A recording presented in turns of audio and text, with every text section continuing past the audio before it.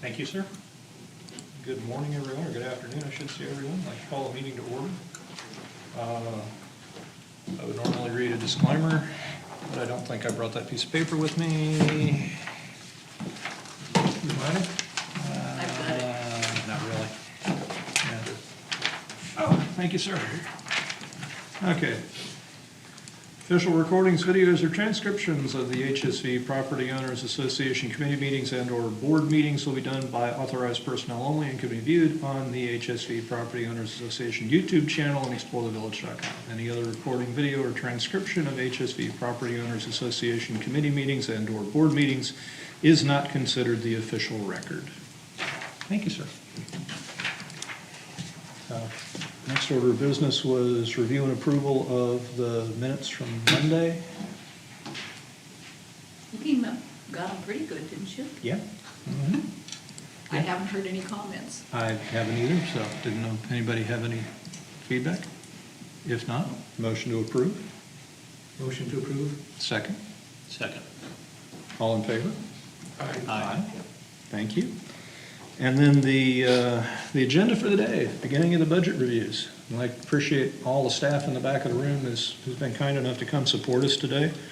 I think we were looking at Public Works, Public Utilities, and Golf.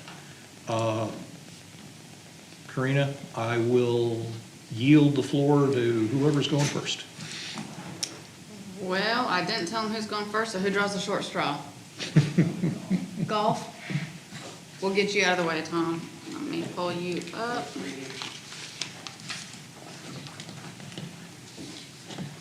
I will just let you know, he's made some updates. I'm having some technical difficulties, Okay. which it was just to the revenue side of it. So I think as far as exploring capital and expenses, we should still be Okay. fine. Okay, cool. Yes, sir. What can I do? Well, so I had a couple of general questions. Give Karina a little bit of time to work through the IT challenges. It looked like the budget we saw was based on like 216,000 rounds of golf, I think was the number I had. Yeah, originally, and then we changed that to 220,000 rounds, Okay. Okay.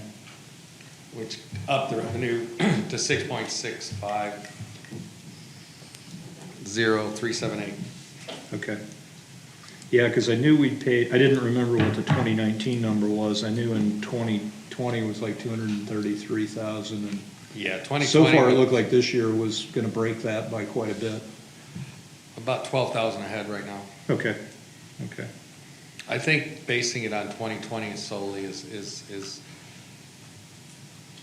not the only barometer we should use, only because of COVID, and our member play was so far up. It's down this year, so a little bit, but our guest play's up. Okay, cool. And the other question I had is not in the budget line and isn't necessarily a budget topic, but it's certainly of interest, is the golf surcharge spending plan. Is there, I know that's probably a work in process, but trying to get a feel for how that's going to get spread out. We're using some of it, you already approved to use on the Cart Pass coming up immediately again. I was told to push that back a year, the Balboa account, so. Actually, I think that's gonna be up for conjecture with the committee and the board, because it's gonna depend on, The assessment. when you wanna start spending the money, and it'll be spent over 2 years when you do it, but you're still gonna either have to borrow from yourself or borrow from somebody to do the whole project. Approximately $2 million would have to be deferred and paid back later, either to ourselves or to somebody else. And I was a little reluctant to go ahead and get out there and start that, because I think it would be unfair to the new person coming in to chart a course that they may not go down. We thought in the beginning that we were gonna have to redo that pump house this year because of parts availability, and if it went down, we wouldn't be able to repair it. We think that we can go at least another year without using that pump house without fear of losing the golf course. I do think that pushing it past starting a year from November would be pushing it. I think whatever we need to do, we need to start in October, November of 2022, going forward with doing the whole thing in 22 and 23. That would cause you to have to come up with a shortfall to fund about $2 million if you go that way. So I think it would be more of a decision than just ours. I think the committee and the board would have to be involved with how you want to fund that, the short term. So I knew there were pieces of it that were, I'll call them discrete bits, like the irrigation system and bunker rebuilds and things like that. And then there was a larger bundle of overall course renovation that I got to be honest, I never quite figured out all the pieces and parts that were in that particular activity. Well, we originally thought we could go in and do the bunkers and the cart paths ahead of time going in, but that was because we were gonna do the pump house this year. That all changed. When that changed, it really doesn't make sense to do that in the beginning. We go ahead and do it at the end with the bunkers and the cart paths. So, like I said, it's just a question of function of how we bridge the gap with the $2 million shortfall from the surcharge money. Okay. I guess what would be good, and it sounds like it's probably good for conversation amongst the board, amongst F&P, amongst the golf community, would be to understand what the current iteration of the course renovation plan looks like. Because I know it's gone back and forth a few times. Well, you've got a master plan for the golf course that's all encompassing.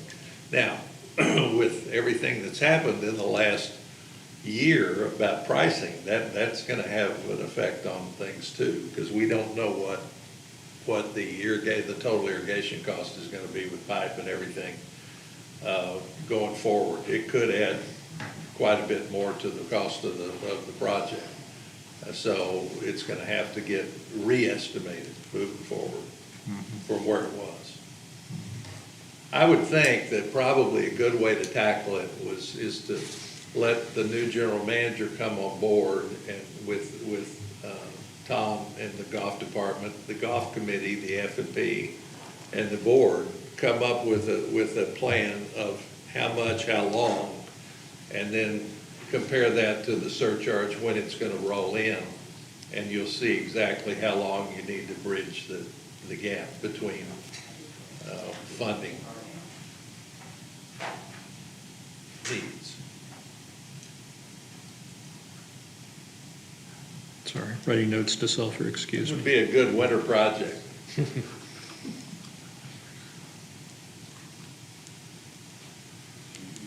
Karina, that on the far right?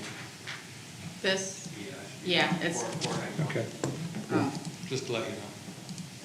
yeah, I just hadn't updated that. That's no problem.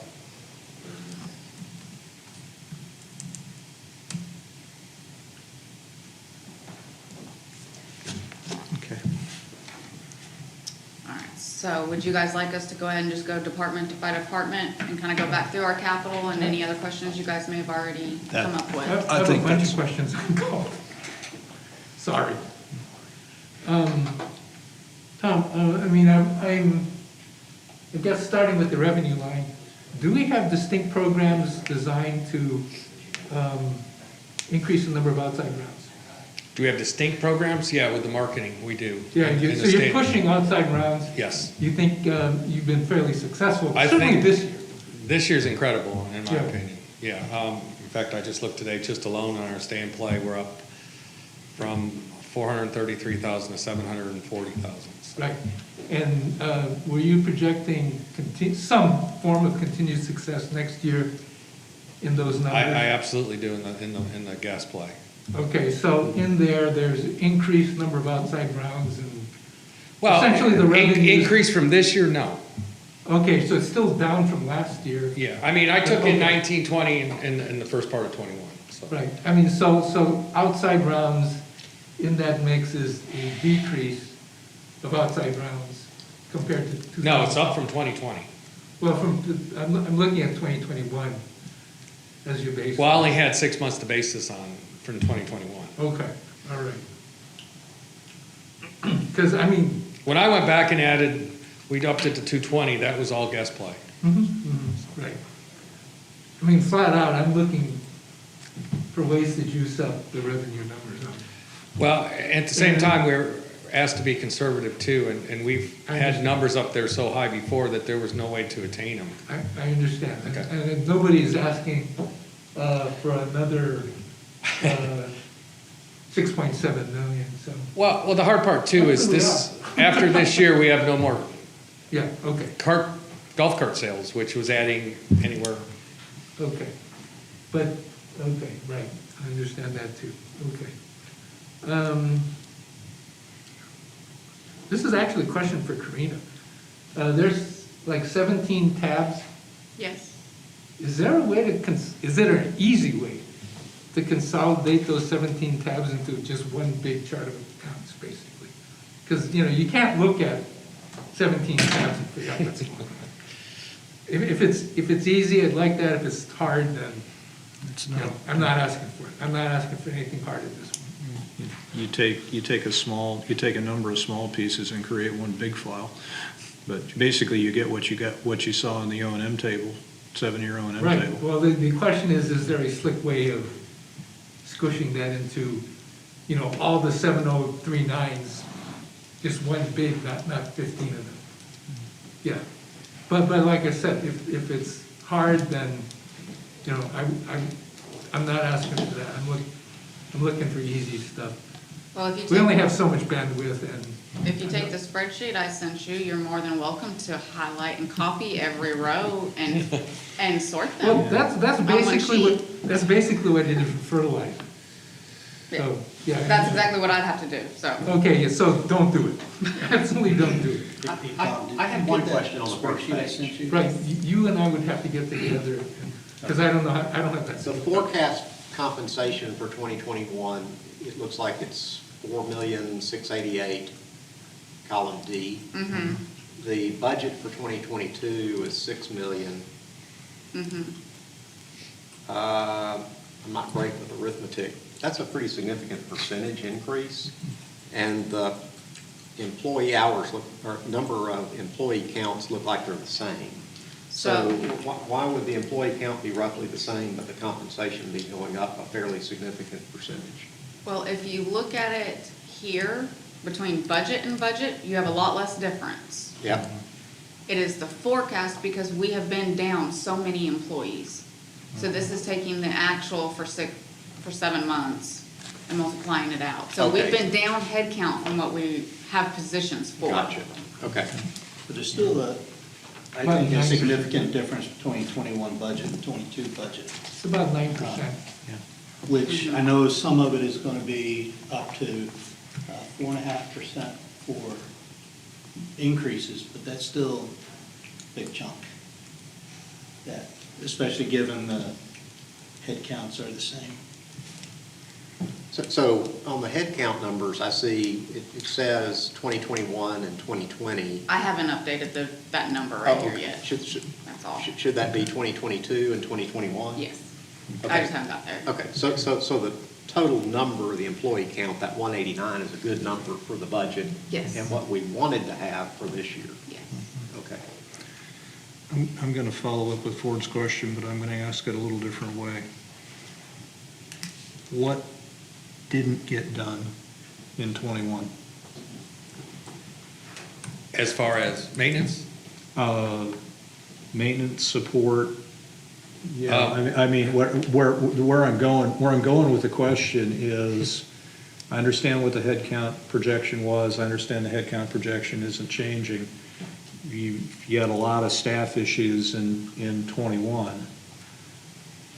Without going back and pulling the data, I'm working from memory here, which is pretty fallible, but the compensation was low, and I didn't see an awful lot of overtime on the actuals. So it's kind of like, you know, did we back ourselves into a staffing model which may be a little more effective way, more cost-effective way to run the show? You would have, except we cannot retain people because of the staffing model we're in right now. They are quitting, they cannot work the hours that we're asking to work. Okay. They're working 12 straight and 2 off, and sometimes longer, sometimes 14. We're not paying enough to keep them right now. And we're, like we said, we were short all year, we had 4 people running Magellan for most of the summer, and Granada was 3 short, and it was tremendous strain on everybody, all through COVID and this year. But this year was even worse because nobody would accept our job offer. Yeah, nobody wanted to work. Yeah, and overtime was up a little bit, not over budget, but it was up from the year before. Well, what I guess he's asking though, when Granada was 3 down, what wasn't getting done? Well, they weren't raking bunkers every day like they were before. The fairways were a day or 2 later than normal, same with the rough mowing. The weekends were not as good as they've been in the past because they had to give people time off. So they would skip a mowing once in a while. Okay. Luckily, we had a good summer where there was not a lot of rain. If we ever get a lot of rain, those bunkers would be, I did get a few complaints this year about not doing the bunkers as quick as we have been. Oh, and one note on this with payroll, like I said, I haven't updated all the head counts. We actually added 3 positions in 21. 21. Okay. So there would be a 3 different head count. I just haven't, I've got to show it there. Okay. So I would assume that part of that 9% delta in compensation, kind of listening to the discussion, is you've got some salary adjustments coming for your people, but it also sounds like you're probably going to have to backfill some of your open positions. The salary grade level are so higher than you had historically been staffing them in order to acquire the talent. Okay. See, We've been so short on expenses, or on salary, because we've been so shorthanded. So it's showing a great savings, but it's, at the same time, it's hurting our retention of employees. Okay.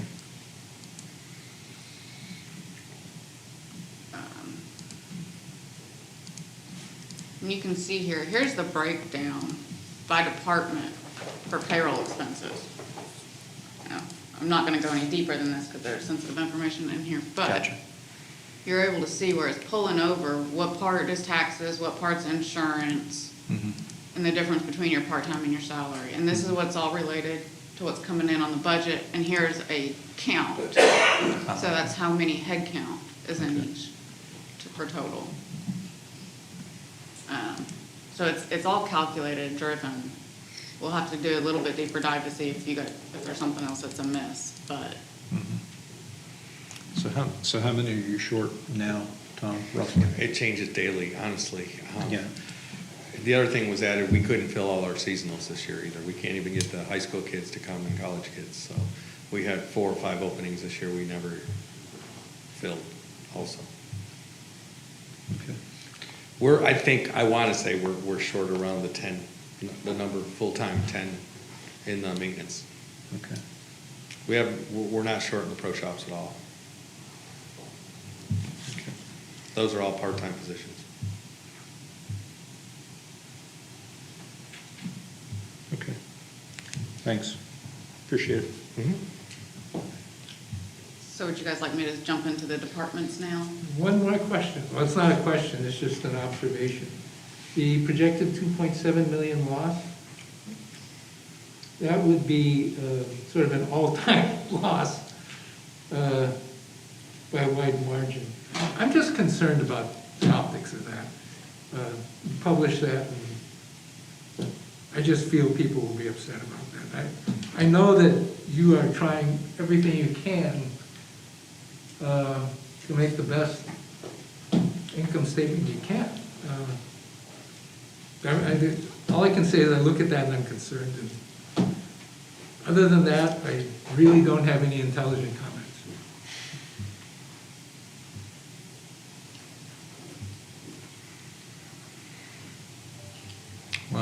So I recognize your optics observation. But at the same time,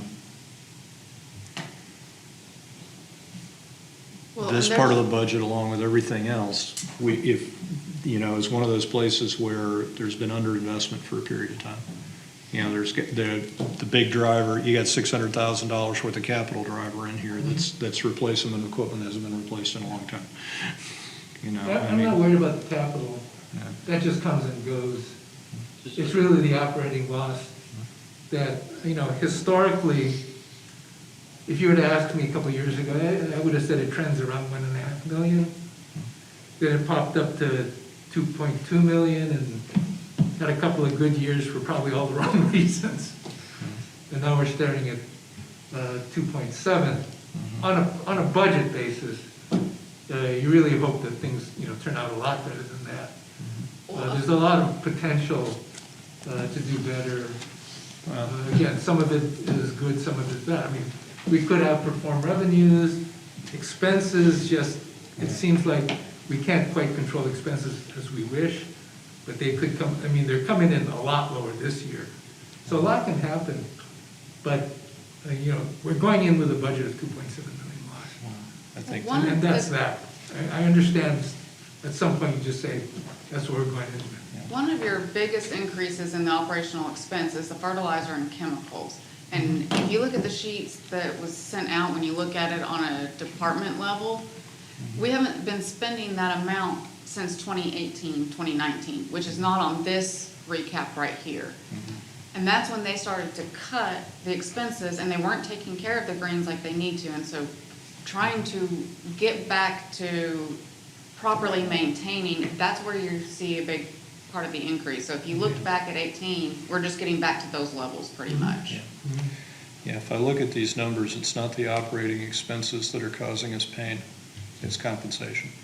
2020 actual was 4.4 million, 22 budget's 6 million. So you got a $1 an hour mandated salary change factored in there, which is a very heavy impact on the golf department because of all the part-time people that you have and the sheer number of heads that you have. And the You know. full-time went. Yeah. They're hired at minimum, so they had to go up too, so. Yep. Well, overall, if we're running 430 head count, this takes up Yeah. almost half of it. You're almost half of it. Yeah, I got it. I mean, it's one of those things that I understand the optics of the number, but I also kind of understand the major drivers of the number. I mean, yeah, the chemicals are a big delta in the operating costs. That's certainly understandable. The labor cost is a lot of that stuff is stuff that's currently out of our control. First you had a state mandated minimum wage change. Now you've got the business reality that you're dealing with right now. I mean, is that where you'd like to be? Is that where you projected to be 3 or 4 years ago? Probably not, but you are where you are. It doesn't explain prior to 21, but a big difference between 21 and 22, you're not getting the benefit of and correct me if I'm wrong, the golf cart sale, which is nearly 400,000. Correct. It's really well, this year, because we're doing 2 fleets, but normally it's been in the $190,000 range, yeah. Yeah, it didn't look like there was any budgeted for 22. No, we're out of golf carts. This was the last sale. So This, that's, in Well, yeah. 2021. One of my general principles is 2020 is a lousy year to benchmark, and 2021 is a lousy year to benchmark. But I'm basically looking at 22 budget versus 21 budget versus, 21 budget is sort of an idealized number, and as is the 2022 budget. And just the idealization, you end up with a $900,000 increase in loss. And that's kind of if you're doing everything you wanted to do. And, but, Well, that's you know, where the 2021 budget, let's see, with your cart lease, because where do we say they were? 360. Above this, 150 and 425. Yeah, So is it's there a not recommendation in there somewhere, Tom? No, yeah, recommendation is. I guess I have a Nobody question. notices. I have a question, which is, when you go back to that first page, if the costs are rising by 10, 12, 15%, did we take that into account when we were talking about the fees for rounds of golf? Did they go up by that same percentage? Because it looks like the revenue is not chasing the cost in any kind of coordinated way. We didn't do an exact correlation, no. I mean, query whether that needs to be revisited based on what Well- you're seeing here. There's also a fine line too. Just because you raise costs doesn't mean rounds could drop too if you raise the product price too much. So there is a fine line between if you just go up your percentage in both rounds. Yeah, I get that it's not as simple as what I just kind of made Yeah. it sound, but still, asking the question, if Sure. it went up $5 a round or $2 a round or whatever to help compensate.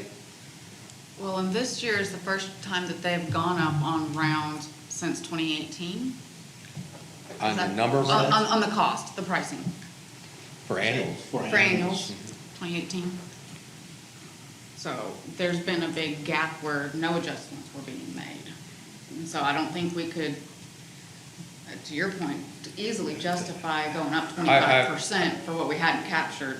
over Larry and I last- talked about this too, about sticker shock too. When you go up too much, that's when, well, No, that's, I know and I realize it's probably a politically charged issue as well, but still, I mean, when you look at the numbers here, it looks like, to Tom's point, the revenue doesn't look like it's sufficient for the amount of costs that are being incurred to operate the department. And I'm not saying we need to try to get to break even or anything, but that's a pretty big change from a $400,000 loss to a 2.7 loss. yeah, 2020, I would not base that on because we cut everything. Well, no, yeah. If Just you look to- at 19 was probably what, $1.7 million, something like that. $1.8 million, I think, something like that. And 18 was a little, or 19 was higher than 18, wasn't it? And the other caveat of that going up on your revenue numbers and your green fee numbers is that you've got the assessment increase too. I mean, so you've got to weigh everything that you're doing. If you go up on everything, who do you alienate?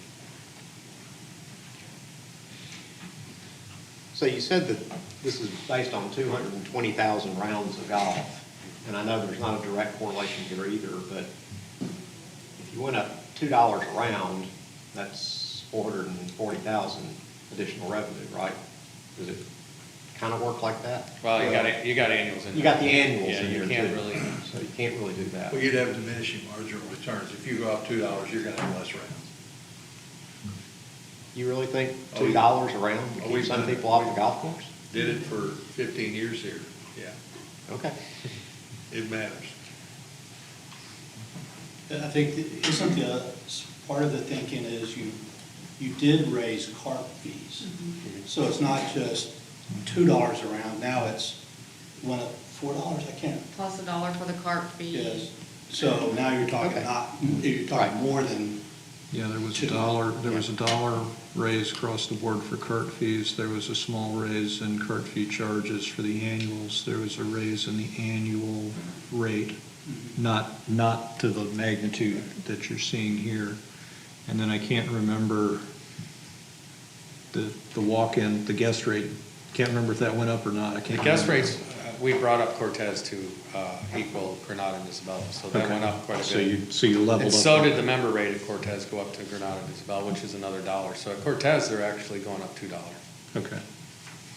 So you're up a couple dollars at one golf course, and then you're up $1 across the board on the carts, basically.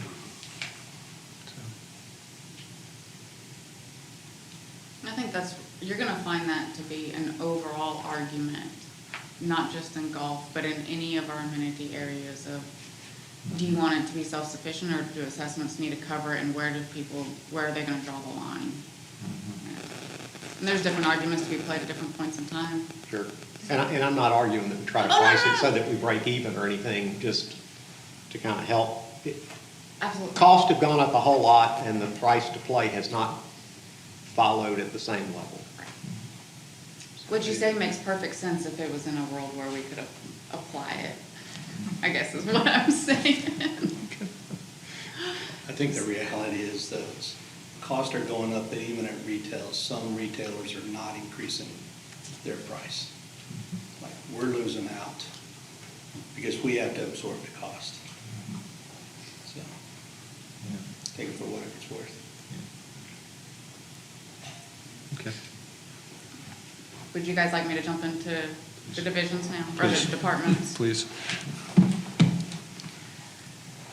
Um, Have anything there? Anybody else? Admin, any questions? And I'll just kind of slowly walk through and you guys stop me. I didn't have anything in that tab. I don't know if anybody else did. Okay. If not, we can go to the next one. So DeSoto. Just come on over here. And here's where you can see, here's your revenue for the prior years that just doesn't come to your main screen that I was telling you about.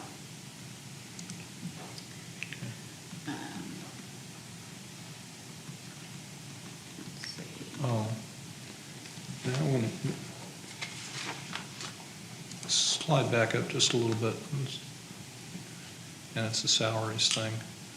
But this was for the, this is for the, not golf maintenance, this is the Golf golf shop. course, the golf shop. Yeah. 22 budget, 133,000 versus considerably lower numbers. This is budget for 21 right here. Yeah, and 22 budgets in the gray, in the grayish, bluish color, whatever that it looks like over there, right? Yeah. This is So 22. went from 78 to 133.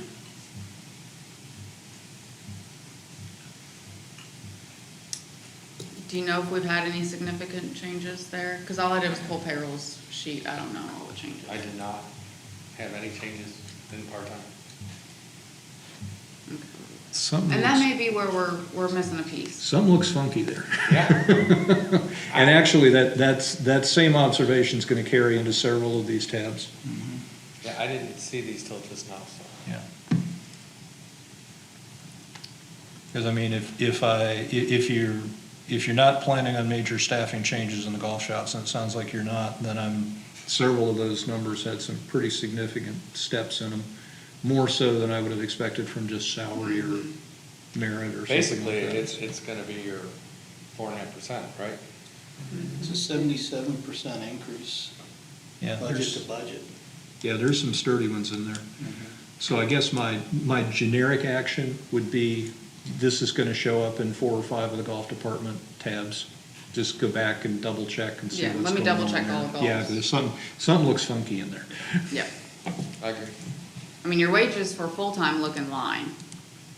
I don't see an issue there. So it's in your part-time. Yeah, Kind of depends on if you're looking at the dollars or the percentage, yeah, because it's a 18% increase. yeah.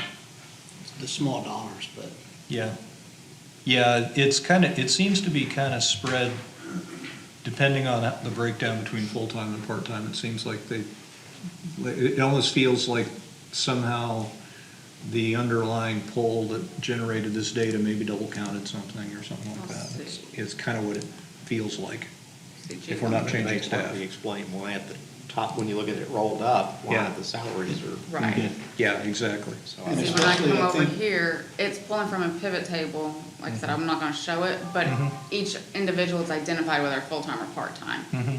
So Yeah, we'll just need to go back and double check that classification we got from HR. yeah, especially when when Tom mentioned there's really been no change in headcount, Mhm. or they're fully staffed Mhm. at the shops.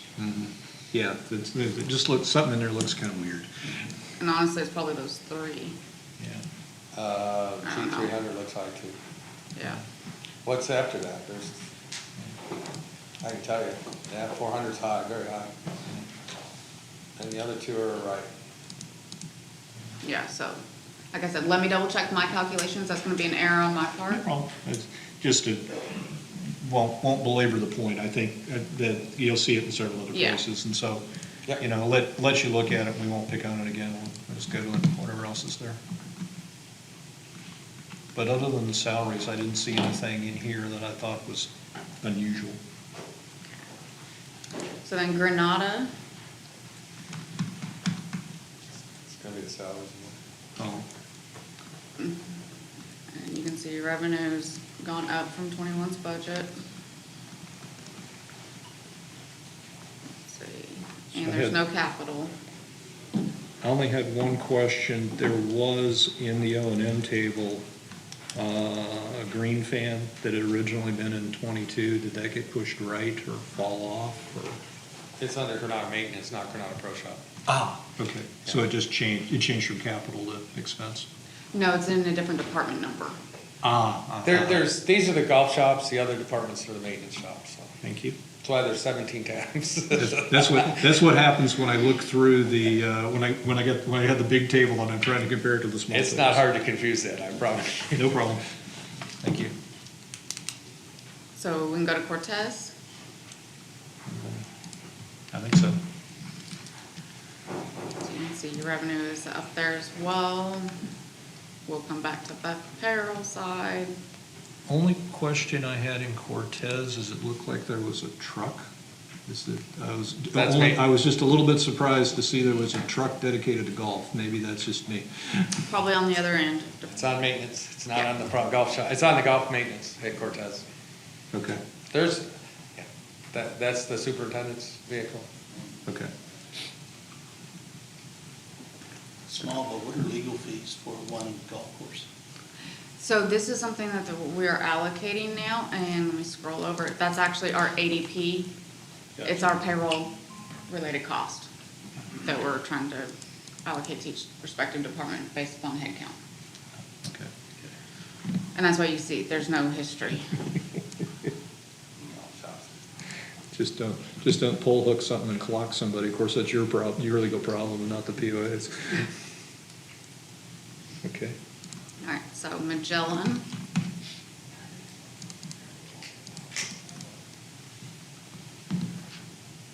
Revenue's still up a little bit, and then slightly higher than the forecast.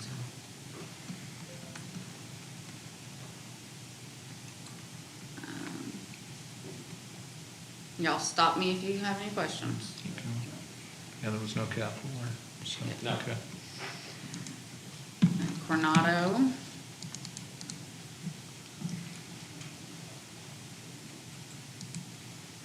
And these are where I need Tom to come back and help me, so ignore my numbers on forecast here. Okay. Yeah.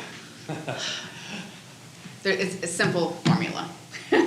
Yeah. I'm familiar with that trick. So nothing really out of line there. They do have a small amount in there for the parking lot area to be restriped. Okay. And that's their only capital piece. So then Isabella. Let me freeze this. It's already done, I don't know why that's in there. The striping was done this year. Oh, I looked at the wrong column. I'm sorry. That is this year. Okay. I lied. There's nothing. That's fine, that's fine.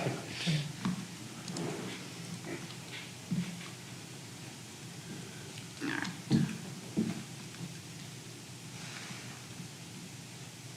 And scoot over so you can see some more comments.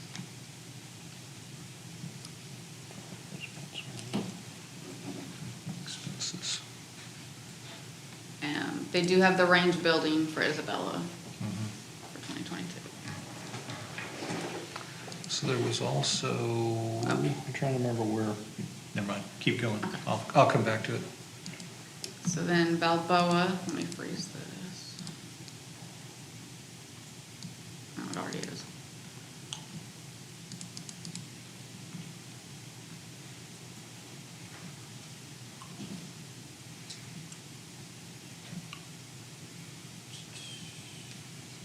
Let's see. This is the amount that was approved with the 2020 year-end reconciliation, along with the LiDAR, not the right word to use, but that's what, and the streets and all of that, the board did. So that's why it's picked up here, Okay, because we're not gonna end up spending it this year, so I'm just carrying it forward, okay, and just to keep track of it. okay. But you will take out what we did spend this year, correct? Yeah, because you told me yesterday the other part's part of it.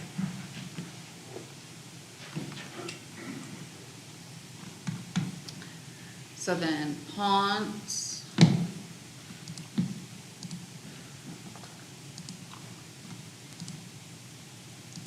Sorry.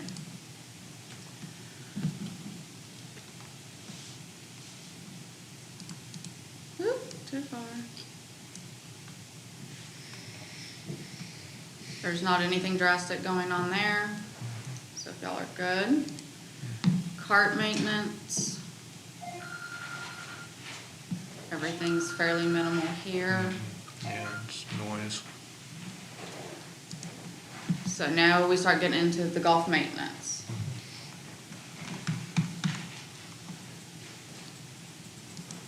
And their payroll looks online.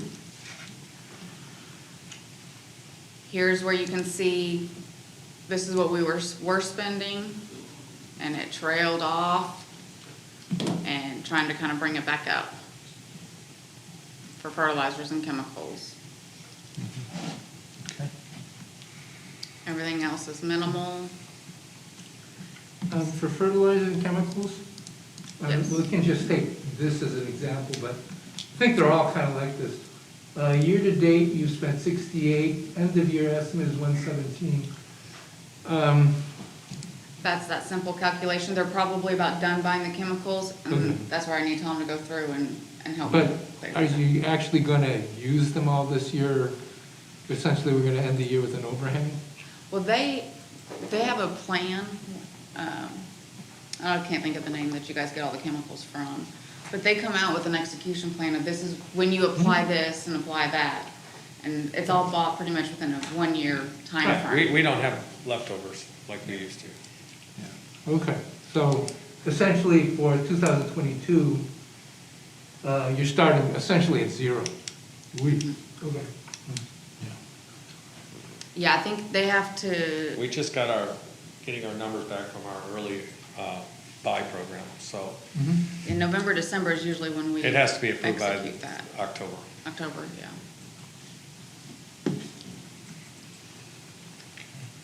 Okay, so here's what they've got for some capital. Let me see if I can squeeze the comments in here a little bit easier. Only question I had on that was for the rotary deck mower. Is that a mower that's potentially acquirable from multiple suppliers, or is that a preferred vendor? We're gonna go out to bid whatever gets approved all at one. Yes, the So- answer is yes. Yes. Thank you. You just answered the question I was getting ready to ask. Okay, thank you. So I was assuming that once we figure out however much golf equipment we're gonna buy in '22. We're gonna bundle it. It's gonna be a bundle. We're gonna go out and hopefully get bids from various suppliers and We try are, to we get did, best value. we did that this year, Oh, good. yeah. How did that work out? Good, except trying to get the product. We've got 2 out We're of 6. still waiting on it. Okay. We ordered it back in February? late February. We still have 2 out of 6 pieces. Okay. But that was good. Got better pricing that way, I'm Yes, hoping? yes. Perfect. You're gonna see a lot of rotary techs. I noticed going through, there were quite a few pieces of equipment, which is not surprising, so. Okay. Any other questions on this capital? Not I. Okay. I'm gonna go ahead and jump over to Granada.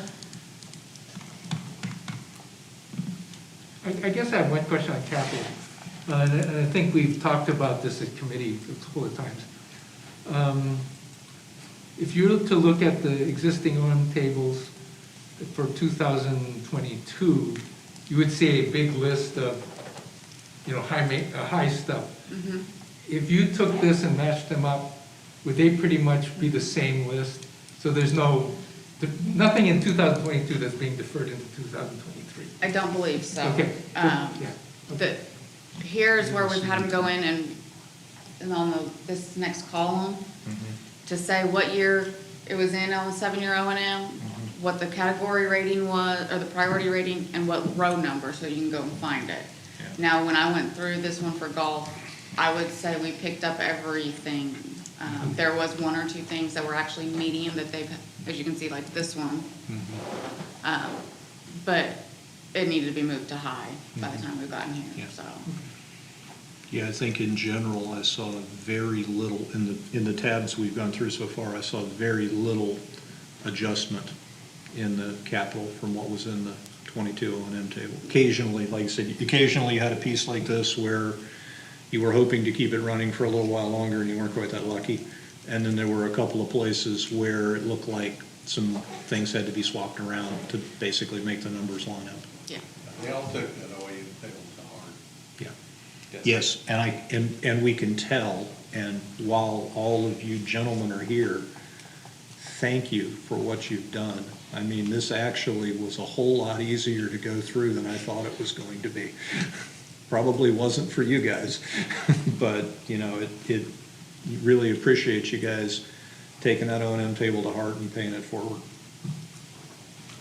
All right, so I'm gonna jump back over here to Granada. You can see fertilizers and chemicals, trying to kind of come back up again, same scenario.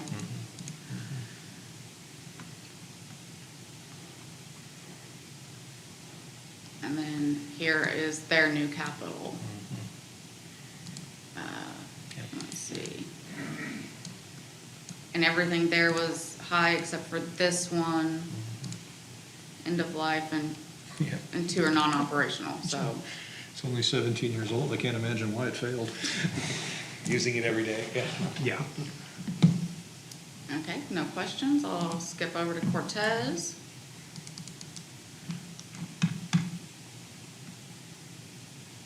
Everything's still in line here. And I think part of this, part of the capital, part of this cost situation here, Tom, I think goes back, if you actually look at the notes here on the side, I mean, okay, I got a 120,000 mile tractor, I got a 1998 blower, I got a 21-year-old work cart, you know. I mean, one of the reasons why our costs are gonna be up in the golf department for the next couple of years is because an awful lot of this stuff hasn't been replaced for an awful long time. They've been Band-Aiding Yeah, everything and there's been together. a lot of, there's And they're been a lot running out of of, there's been a lot of duct duct tape tape and baling wire holding That things maintenance of together. equipment number keeps going up quite a bit too.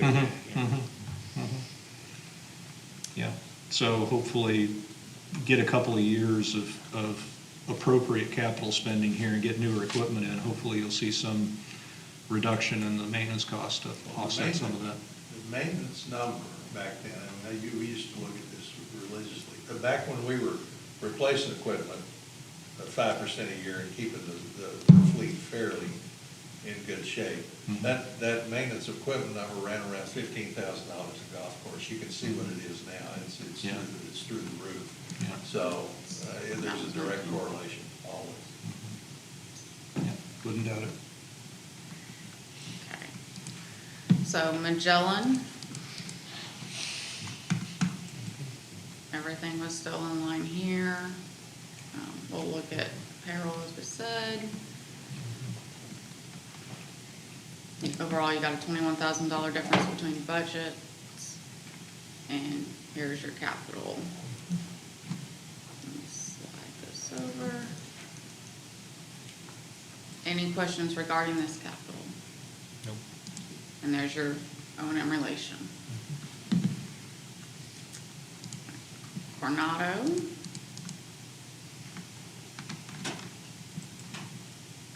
Start at the top. Now you can see this maintenance of equipment, 21. 15,000 overall net change. Yeah. And some more deck mowers and mowers. And then some of the chemical building has got old shingles. So Isabella. Everything rolling down. Biggest change here is your chemicals again. And your top dresser, Sand Pro, and pump house repairs. And then this, the sprayer that they had, which this was misclassified on the O&M. And since Last And- year, that is broken down, and we're borrowing the Amanis right now when we can. Yeah. And I was informed too, just scroll back, it says 300 gallon, who doesn't need a 300 gallon, he needs a 175 gallon, so Okay. that cost will go down too. Okay. So, So final. you'll fix that for me? Yes, Okay, cool. Good to know. I just want to keep it the way it was in the O&M and then explain it. That's cool. Thank you. And Eight. those pump repairs are very, very, very important. Yeah. Isabella, they have to repair that. Oh, yeah. So Balboa. Everything's pretty much in line down here. Again, there's your chemicals, is your largest change. A deck mower and sidewinder mower. And their justification, Yeah. old and crapped out. Old and decrepit. Stop looking at me when you say that. That's part of the retention too of employees, trying to work this equipment. Well, yeah, that is part of the problem. I know if you're spending half your time trying to get the gear running so you can go do your job, it does get frustrating. All right, last one is ponds. Fertilizer's your biggest change. Everything else is kind of noisy. 31,000 overall for operating expenses. Another mower, and here are the fans. Okay. That they have that you're referencing. Those were deferred from last year. Okay. Yeah. Cool. There should have been one fan on Granada. No, I'm sorry, that's for 2023, excuse me. Okay. I did go over that. Granada has one in 2023. No problem. So I have a recommendation for you, has nothing to do with the budget, but make sure you give yourself credit. You know, I would recommend going back and looking at the 21 budget because you did a pooled buy. Make sure you give yourself credit for what you did that was good, because I don't know how much money that saved, but I know you do. And that would be something really good to have for board meetings, to demonstrate some of the proper behavior toward parts acquisition and equipment acquisition and all of that sort of thing. You know, Yeah. you're doing it as a matter of course, that's wonderful. Recognize that the folks out here that are driving by right now have no clue, you know, so help yourself. You It's know, a take credit where credit's due. It's the same with the early order program for the fertilizer and chemicals. So, but the problem with that is, a lot of that is agency pricing, so it doesn't matter where you bid it, it's the same price wherever you Sure, go. But other companies have larger rebates, and that's Yeah. what we're buying from. too. Yeah, I would imagine you probably get some savings on chemicals just because you're buying in higher volumes and things Yeah, like and that. we've been shipping it to the Saline County address to save taxes and shipping it all at one place, so Mhm. we can save money on transportation Yeah. and taxes. Exactly. So like I said, just make sure you give yourself credit. You're doing good stuff. Dude, make sure you get credit for it. Any other questions in the golf department? Tom? Thank you. Thank you, sir. Thank you, guys. Appreciate your Have a great time. day. All right, I know we're running short on time, so I'm gonna try to speed it up. Cool. Do you guys? Sure. You know, First guy in a barrel. is it beneficial to go through the expense side of stuff with you guys since you already have the worksheets? Or do you wanna go ahead and ask the questions that you have and then jump into capital? How do you guys want me to steer this one? I think ask whatever questions we have and then jump into capital might be the right thing to do. Okay. You know, I think that'll be the most effective use of our time. Where are we starting? I'm gonna start with public utilities. Okay. I'll find my right pages here.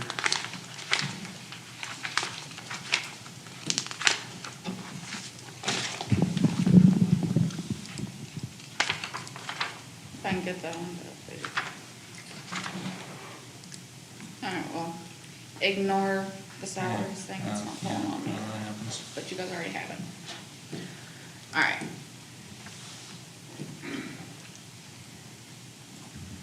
So public utilities, if you guys have some general questions, I'll let you do that, and then I'll go through by each department. I was just trying to, one question I have is just trying to cross-check the staffing changes. It looks like, They did come in. it looks like there was either a staffing change in 21 and 22 in administration, or that same hiccup that we saw in golf might be hitting us here too. I'm not sure. Well, it's possible, I'll go back and double check, but we did add, Jason, is it 3? 3, we got 2 in line maintenance and 1 in fleet, the mechanic. Yeah. Yeah, I saw the 2 people in Actually, that's water probably- that's and probably two. maintenance and 1 in There's one fleet. That in, was the mechanic.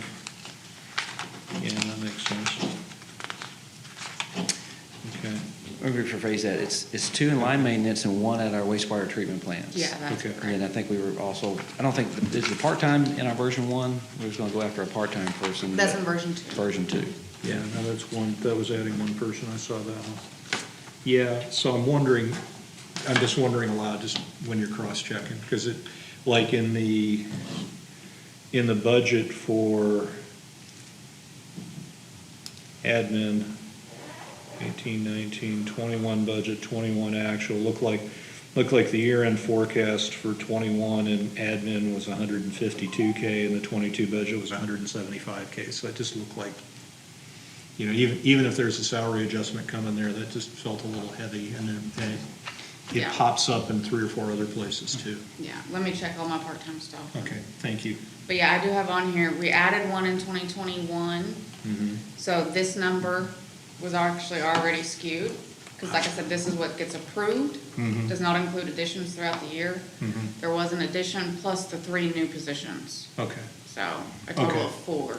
So maybe what I'm seeing in the difference is that individual didn't come online until sometime in the middle of the year, and so their full salary wasn't in 21, so, okay, that would make But I sense. will double Yeah. check all my figures. Yeah, that was in our lift stations, electrical and construction area, and that individual just got hired. We hired one and he quit after a day, and the other one just got hired.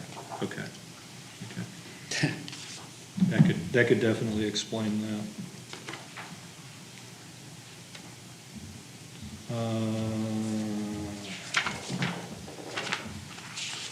Taking a look here, not seeing, I have a ton of notes here.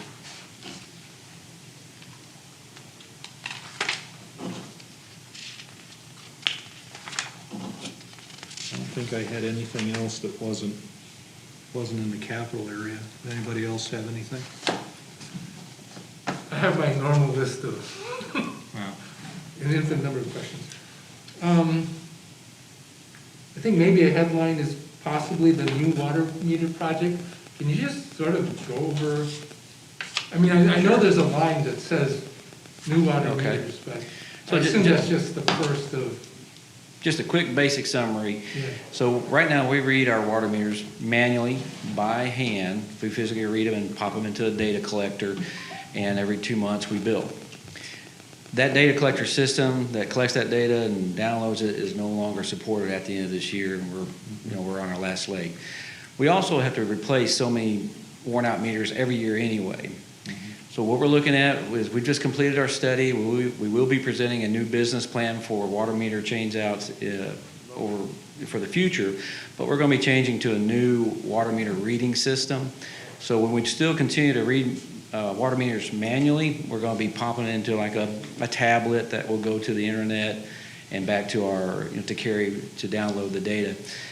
And that's what we're going to accomplish this year, all within the current budget that we have. That deal. And then when we finish our analysis, the business plan will be presented to FMP for either a phased deployment or a quick deployment. Phased deployment is good, but the quicker you do it, the faster you recover savings and improvements, and that all come to you shortly. We just got the data, and the Public Service Committee is just starting to dig in on it. Look forward to that. Stay tuned. Okay, sounds good. Look forward to seeing it. Okay, so the project itself, subsequent to the approval of the plan, probably won't occur until 2023. I'm very- 2020, the actual work probably won't start until 2023. And that's where all the. I think you're right, yeah. 2022 will be the small transition, and 2023 will be the first really budget year that we would consider a large, more expensive deployment Mhm. for consideration, you know. So what's in the budget is their normal replacements that they gotta do, but they're gonna use the updated. Yeah, gonna replace it with a newer Right. meter. Right. Okay.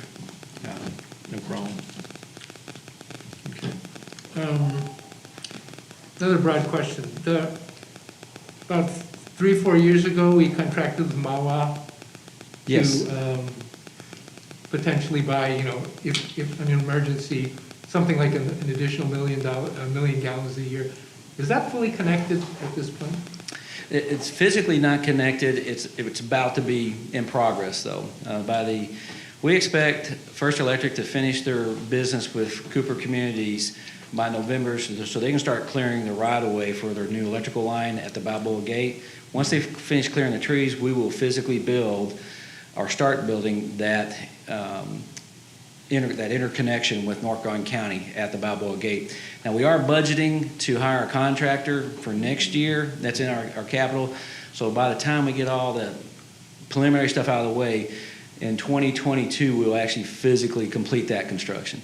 Okay, was that the NGCRWD? Yes, North Garden County Regional Water District is the water district on the outside. And as far as MAWA, MAWA's Mid-Arkansas Water Association, that is a long-term relationship, and we are actually buying 2 million gallons per day of water capacity from Lake Ouachita.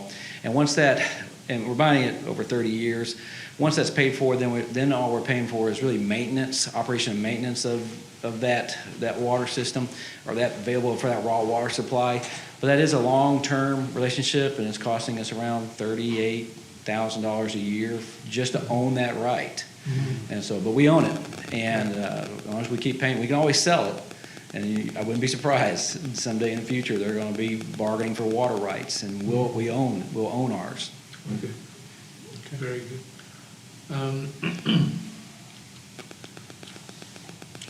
I think this has been discussed with the board, but I guess I'd like to hear your point of view on it. I think we're generally aware that competition for resources is pretty tough, particularly in just about everybody who reports to you in terms of personnel, equipment, supplies, junk like that. Just what's your general point of view looking at this budget, your ability to compete in buying stuff, really, and, general contractors, I guess, is another issue. I mean, is it a big bottleneck? You think you'll be managed to get through it? So the most critical issues are supplies that are critical to running our water and wastewater treatment plants and pipe replacements. As long as our chemical supplies, we won't have a problem. But if the chemical supplies ever become an issue, we do have a problem. And so one of the things that we are trying to do to decrease that volatility or that risk is we are trying to add bulk feed systems. So we're buying more chemicals in bulk at our water and wastewater treatment plants. And did we have any budget for next year, bulk systems? No. Not yet, but we've been trying, it's one of those things that's been on the radar for a couple of years. We have bulk feed at the water treatment plants. We are trying to convert our chemical supply storage at the wastewater treatment plants to bulk feed. I don't think they're in next year's budget, but they are on the radar for the next couple of years. And staffing will always be an issue. Getting pipes and clamps. Larry, have we had a problem yet getting any? We haven't experienced it yet, but you kind of know. The sooner you order, the more likely, if there's any delay for the year's supply of stuff, the better it is, because you just never know when that supply chain is going to get disrupted right now. Okay. What about general contractors? So far, there's lots of general contractors on small projects, but on the large projects, and believe me, when the new money gets released from the American Recovery Act stuff, hopefully there'll be more contractors getting into the mix, but there are going to be a lot of contractors tied up with those projects. Okay. One thing I noticed when looking at the golf capital budget, that there seemed to be the OM tables had $1 and the we're now expecting it to be 10% more. Is there gonna be, I mean, what's your view on basically price inflation? The price of staffing is. No, well, not, I mean, particularly, well, I think staffing, everybody knows is an issue. So- I'm looking at equipment and supplies and pipes and just stuff like that. Yeah, our big tickets are our landfill costs, our electrical costs, and our chemical costs. Those are pretty big ticket items. Landfill cost is going up, and we do have a plan to try to reduce some of that in the future to more in-house composting possibility for our sludge. And if we do get into better recycling down the road, we might be able to lower those landfill costs. They're not a significant impact yet, but they might.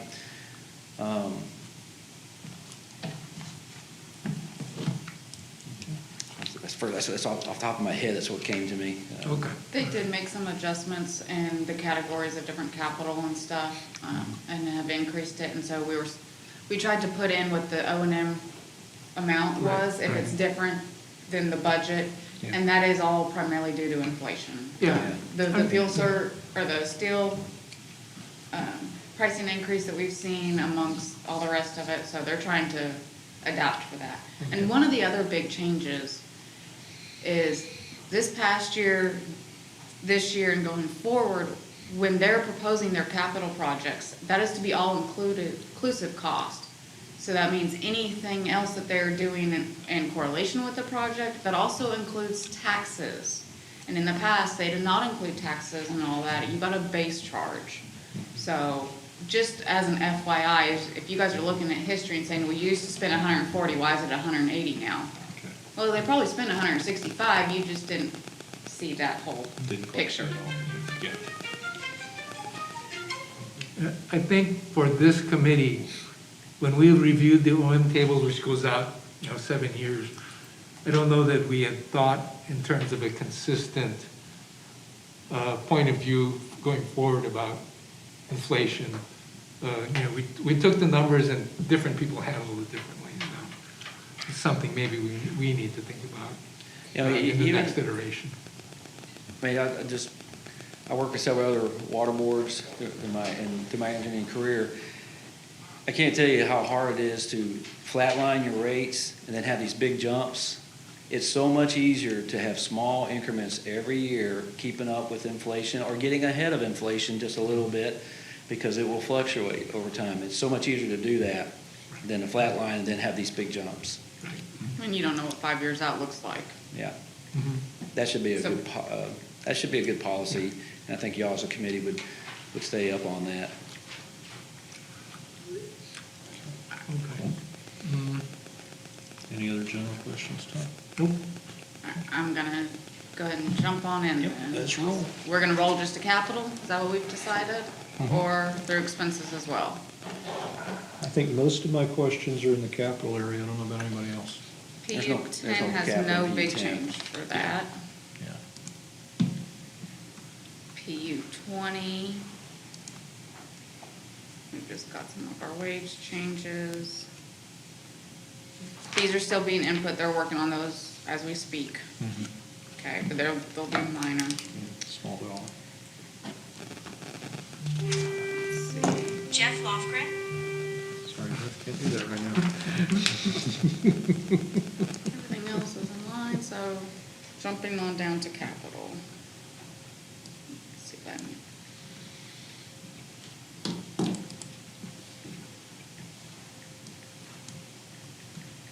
Hopefully that makes it a little easier. So they've got the new vehicle, Yeah. the convert to the sodium hypochlorite, filter replacement, Yep. stay compliant, and the pump house intake. And those look like they were pretty well correlated to what was there previously. Yeah, this is what was here for this year, if you, I so had they, I had a question. Sorry about that. Hi Larry, I was just gonna touch base with you. Hang on. Sorry. I had a question, where was it?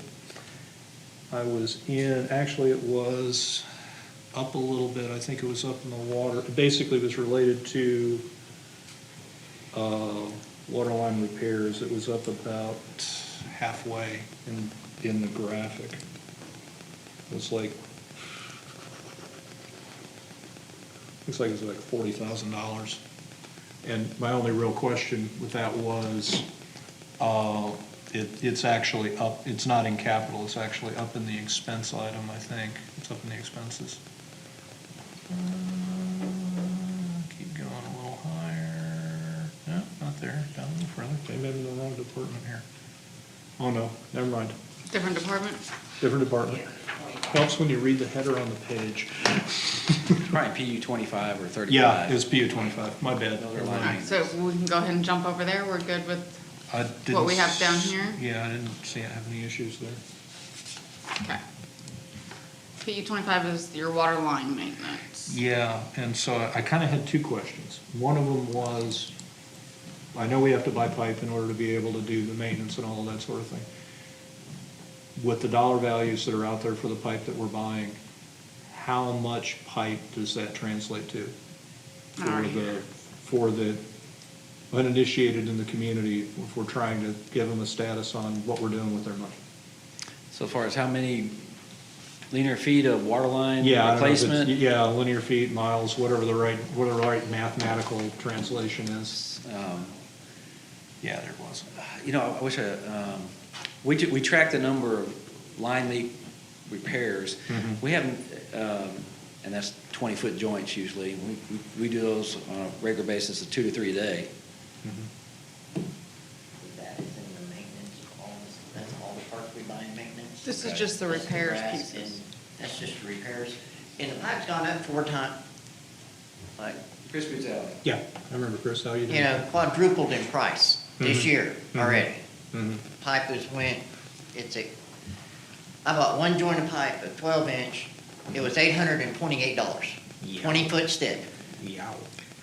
Your question is though, But the 40,000 is maintenance, that's just buying parts to Okay. fix, that's not relaying we anything. keep a little bit in stock. Okay. We don't warehouse a lot of pipe. Okay. And that is a little bit of a vulnerability to Mhm. us, is that we don't warehouse a lot. We don't have a place to warehouse too much of it. Mhm. But so far, the supply line has been fairly reliable. We haven't missed not getting parts, or water leaks haven't gone too long. Yeah, just expensive, but that's, Cost is going up. that's the reality that everybody has to deal with Yeah. right now. Yeah. So, okay, so maybe I'm asking the question in the wrong place, because down It'll below, be down the bottom. there's a water main, there's like 70K It's for on down replacing a there. water main. Yeah, The water main And- replacement? Yeah. yeah, we have not done large, long lengths of water line replacement yet. Mhm. Here, we just haven't got there economically, but this is really kind of one of our first ones. No, just a second, we got one this year. We're doing one this year and next year, so we're just now getting into these long line replacements. Mhm. And which one we got budgeted for next year is, We got 70,000 for next year, where we had 50 last year. right, and you know what the locations are on those, on that We're one? doing one on Osteria Drive this year, Mhm. and it's an 8-inch line that it had broke this year at least 7 times in a quarter-mile span. Yeah, so We're clearly that pipe's replacing done. a Yeah. section of that this year Mhm. we had 50,000 in the budget, and we're gonna spend it all in that one section, and it's, What about next year? and next year, we don't have the exact spot pick, because Mm-hmm. we can throw a dart at the 10 different places we could do, we're just gonna wait and see which looks best at the beginning of next year, which one's breaking more often that week, you know? Okay. So, same advice to you gentlemen I gave to Tom earlier. Take credit for what you're doing. You know, if you're replacing if you're doing a water line replacement because it's got a bad failure history or something like that, write it up. Make sure it shows up as a communication up through the leadership chain and to the board, and that information can be used by the board and the general manager to be able to talk about how we're being good stewards of the community as well. You're so right. One of the things we are going to be doing, and haven't started yet, where I'm kind of discussing it with my administrative assistants, we will be upgrading our public services report on a monthly basis to show more detailed metrics, particular specific improvements or replacements for this month and year to date.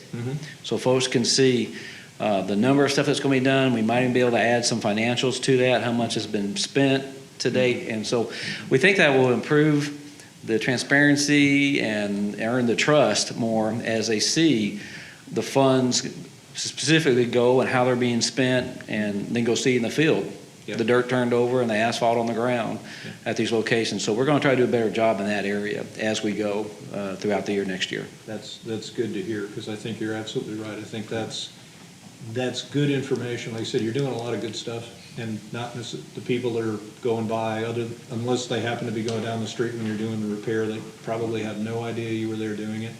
And I don't think you get the credit that you probably do for the work that you're doing.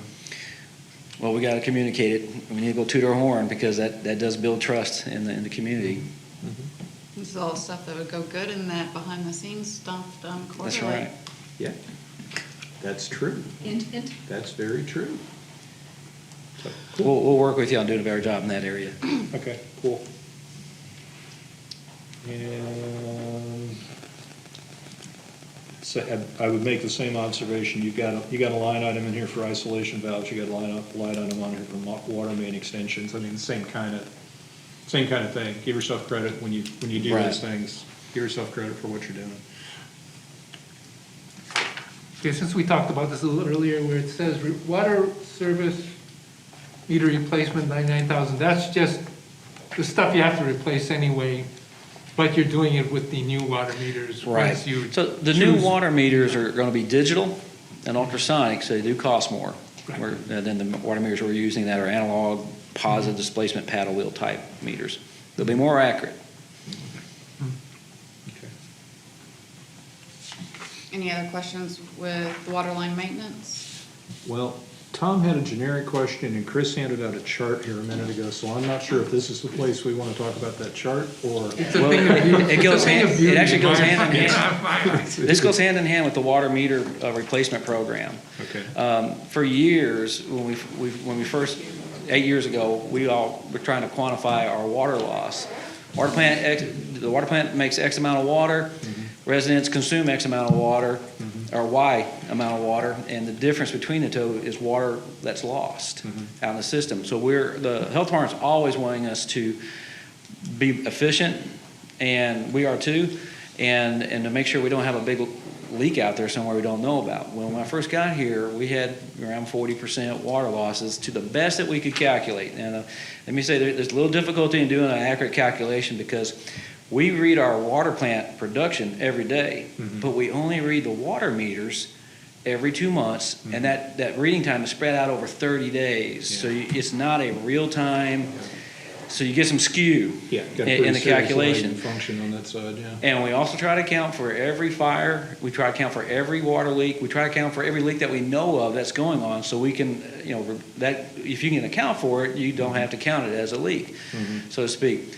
And we have gotten that down to about, on average, low 30, about 32%. And the last year, which is 2019, that's on that graph, when you take a look at it, it really fluctuates throughout the year, but that's just has to do with the calculation and the math. But when we go to monthly meter readings, or when we go to these smart digital read meters, we'll be able to almost real time measure what the public is using on a daily basis compared to what the water plant is using on a daily basis, and you get a very accurate read and what the real water loss is. And with that information, we're not going to spend a whole lot of money just to improve a number. What we're trying to do is be better, good stewards of the water plant and our distribution system, so we can plan the right areas to go and replace water lines that have the history of the water leaks, and try to reduce these water leaks in our water system, just to save the POA money, because every drop of water lost, it costs to make at the water treatment plant. So we're trying to improve our stewardship, and the health department kind of drives that too. They expect that out of good water providers as well. Dumb guy question, Jason, because I don't know the answer. just about every municipal entity out there probably has some degree of water loss. It's just the historical reality of life when you've got Yep. aged facilities and all of that sort of thing. Do you have a feel for do. what a norm of loss would be? If you were a city and a much, much smaller footprint, maybe 6 square miles, you know, you can expect to have a water loss less than 15%. Okay. All right? We're not a city. We are, 55 or square miles? Okay, we're this humongous footprint of area. And I've talked with Arkansas Rural Water Association. I've talked with other engineers. It's not realistic to expect 15% over that ginormous of an area. So we're thinking the recommendation is around 25%. 25% or less, we're really doing a good job. So we're about 8%. Well, I think about, yeah, we're about 8 to 8% away from that on average. So we've done some huge improvements over the year, but we're still a ways away from getting into what we think is the right area to be. Thank you, appreciate that. For the $100,000 that's in the budget right now, the 99,000, mind blown, I'm sorry. About how many meters is that? The new meters are, what are they, about $250 a piece now? Yeah, either you buy the drive-bys, which are about $250, or you buy To 300.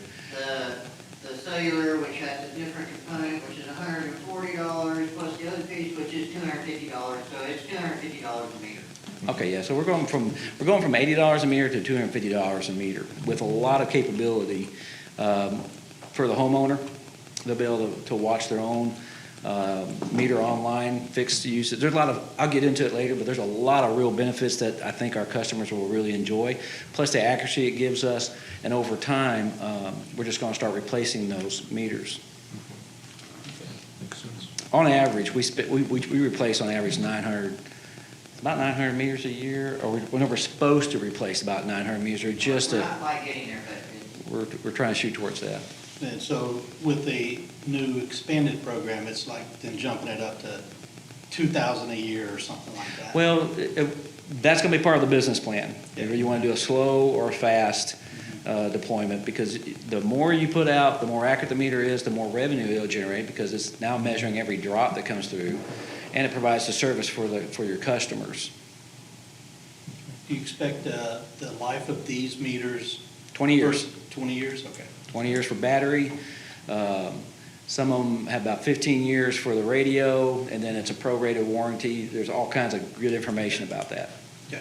Well, let me ask you a dumb question. With First Electric putting in fiber to every home in Saline County, is there a possibility in the future that you wouldn't have meter readers, that you could just hook up the meters directly to the fiber? So we will always need at least one person to go in and install meters, but these new meters, I'm talking about reading them. yeah, read them. These new meters are read by radio, by cellular. We won't read those Oh, new, you don't have to have somebody go read them. just the ones that we haven't replaced. No, okay, I didn't understand that. Yeah, so the ones that we currently have, you have to read by hand and Okay. write it down and send it in. As we replace meters, and they may be cellular or drive-by or radio read, we just go to the computer and Okay. read those. Our meter techs will do that. So you still would have to drive by, is that what you're saying? Yeah, let me get ahead of myself. There's 3 types of water meters we're looking at. One is you drive by and it reads it like a radio as you drive by. We can put that on our sanitation trucks and read meters. The other one is a radio read, where it will go to a tower like a radio or on our tanks, and we'll read it via radio. The other type of radio is cellular. So that little water meter will send a text message to every cell tower, and we get that data through that in real time, almost every 15 minutes. So there's a lot of conversation. We're going to put a very nice detailed business plan, something to look forward to, something to get excited about. Okay? This may be the world's dumbest question, but is there an interplay between the water savings? So we're losing less water, and how long would be able to defer the potential for more water storage on the It's east all side? part of the calculation that will justify that business plan. You'll see that. Okay. You're right. You're thinking, that's definitely one of the credits we're counting. I don't think I had anything else in Okay. here. You have anything? moving along, because I know we're gonna run out of time. Yeah, we're close to timing out. That's okay. All right, so PU 30 is the wastewater department. This is the one, we've got PU 30 and PU 60, which have currently been together and are being split, just for tracking purposes.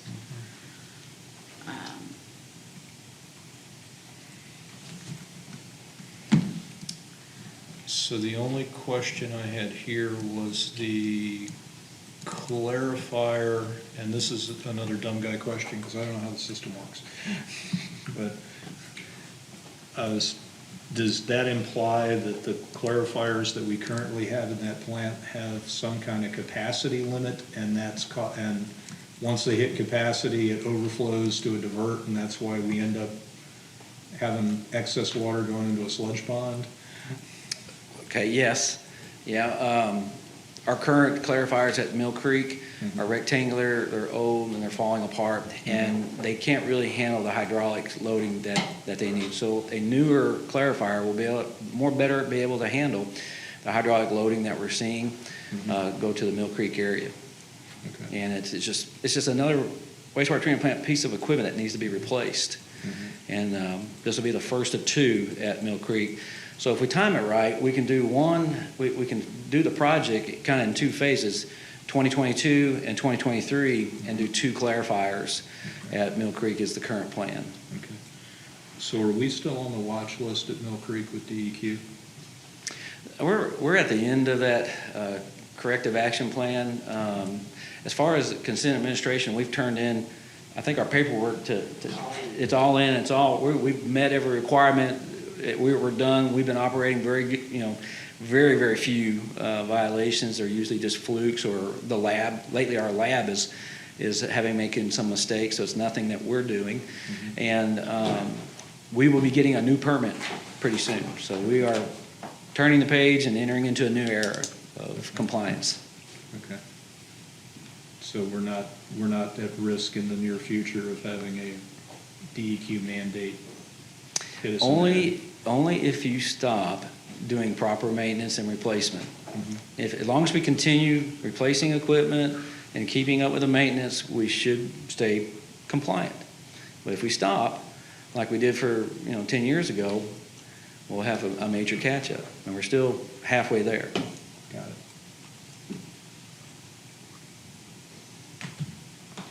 Okay.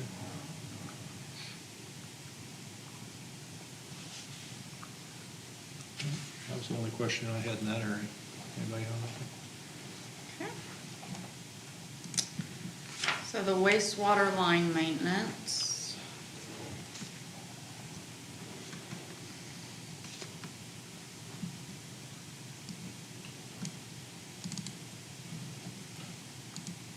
That's tied to your new homes. And the backhoe, yeah. There's the backhoe that's 21 years old with transmission issues. It's a brand-new piece of equipment we're trying to repair. So the I&I replacement for 150,000, and then your extensions, 50. Don't let that low number on the I&I fool you.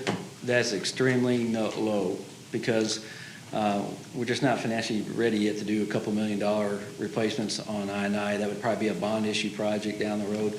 But what we are doing is we've taken all the research information that we have to date, and we're going out for bids to physically TV camera certain lines and spot find some high, we call target rich environments, where we think there's a lot of large holes in our collection system, and categorize those and try to fix what we can. But if we don't have enough money to fix it, we're going to add it to the list for a large, major capital improvements project in the next year or two. Okay. And a very dumb guy, new guy question. Can you give me the 10-second elevator pitch on what II is? Infiltration and inflow. Inflow is water coming in from the surface into your manhole or into a big exposed hole. Infiltration is groundwater coming in from the side into a hole in the line. That's it. Okay, thank you. The 150,000 mentions manholes. Is this sort of leftover from the smoke test from years ago? So this is part of that. You know, all that data that we collected, all the unfixed pieces that they were very expensive, we still have all that data. It's still on our list. We're still reprioritizing. We just have not had, you know, financially, the utility partners just has finally arrived financially to a point where we might be able to consider doing some large repairs. And this is related, but that is not the money that you need to do that kind of work. Okay. That is a place marker for what we know. We know we're going to have a manhole that's going to fail. We know there's going to be a line that's going to collapse. We know it's going to happen. We need some money place marked for that so Larry can go out there and fix it. It's a spot, you know, failure, kind of like culverts. But that's really not the number that you're going to need someday. Am I good here? Starting to sound like we need an assessment increase. Well, That's a utility rate. The utility rates are still going up. We're getting there. We paid off our reserve funds.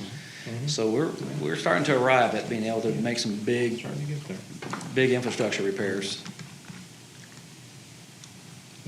All right, PU 40 has a ton. yeah.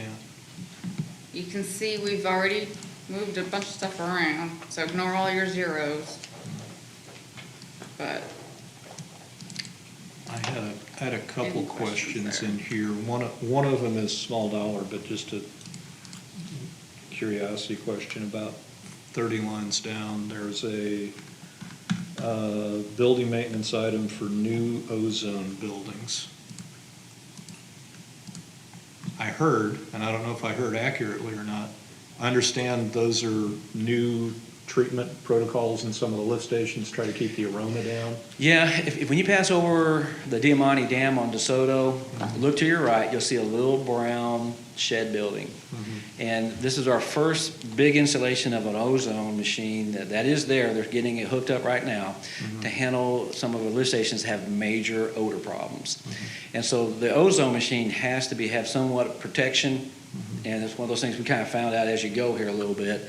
It's a little bit new technology, but this is oil field technology that we are bringing to the community, so to speak. And they do a little small, I think Mike built it for, I don't know, what, $1,500 or? 1556. 1556 specifically. Looked at the 3500, Wesley. Mhm. Right. 3500 buying one already built, and we built one in my department for 1556. Anticipating us still continuing the ozone program for our lift stations, that'll get us 2 buildings, next year to see how we're doing. We're still analyzing that. Okay. And what I heard, perhaps incorrectly, but what I'd heard was that some of those systems are actually don't need to be bivouacked. They basically, they're freestanding entities, they can handle the weather. So I don't know if that's an accurate statement or not. On the ozone, Yeah. the particular, we're looking for that brand, but the particular brand that we've looked at, this particular one requires a little bit of protection. Okay. And so we are looking at, we're still evaluating. This is a pretty big animal that's going to just neutralize odor left and right. We might be able to get by with something smaller next time around. We still have a lot of budget left on our ozone program that if we don't spend it this year, we'll carry over into next year, and that's why you probably see we don't have a capital item for that. And so we're trying to spend the money wisely, not overkill it. So we have our first test one going in at Campana, and this is what we're finding out is needed to make it work. Okay. Okay, thank you. The other one. Under capital, there's one item that's a GG lift station. There it is, line 33. When I looked at the OM tables, I saw what seemed to be the same thing for $145,000. Yeah, there's two items pertaining to lift station GG. One is to install and this is the first step of expanding lift station GG or replacing it. We have to install some bypass piping to where you can put in a portable bypass pump and bypass around that lift station while you build its expansion or build its replacement. And then so that's what that $40,000 was for. Leslie, correct me. And then the lift station GD down the bottom, increase operating capacity 145. I mean, we could build a whole new lift station, but the existing lift station is fine in itself. So what we're going to try to do is add to that existing lift station more capacity, another tank, more pumps. Because it was a lift station it's a major lift station that pumps the majority of our east side wastewater to Cedar Creek Wastewater Treatment Plant. It was built when the east side of the village was very little populated, knowing that we would have to expand it someday, and that day has come. Okay. Okay, very good. Okay, cool. Thank you. Correct.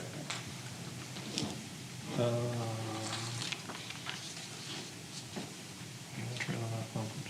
I don't think I had anything else in this section. And I didn't have anything in the Mill Creek section. Had a few questions on operational expenses. Go for it. Okay, residential water billing, so I'm not exactly sure what, it's probably under PU 20.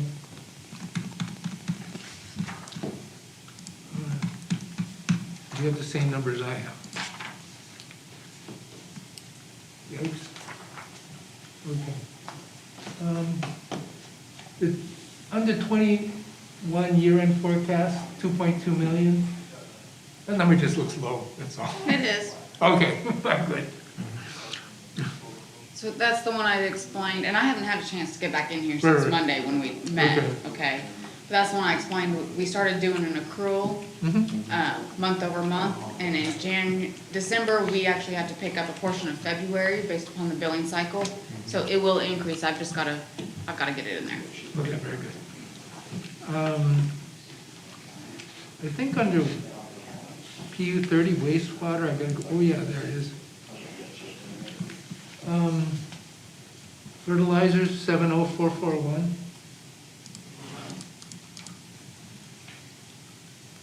There we go.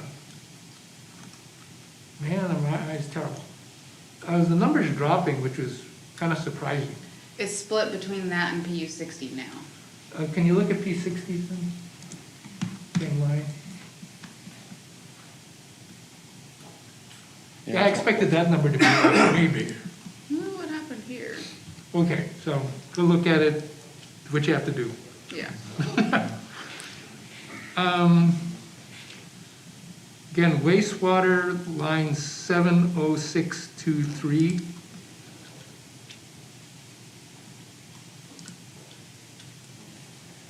It's kind of a big, well, historically it's been kind of a big number. That 2 dropped. It's kind of a strange description. That is our internal billing for the water. Okay. That 2 is dropped. You're talking And when I about looked at 60, I didn't see it picking up the slack. So I was,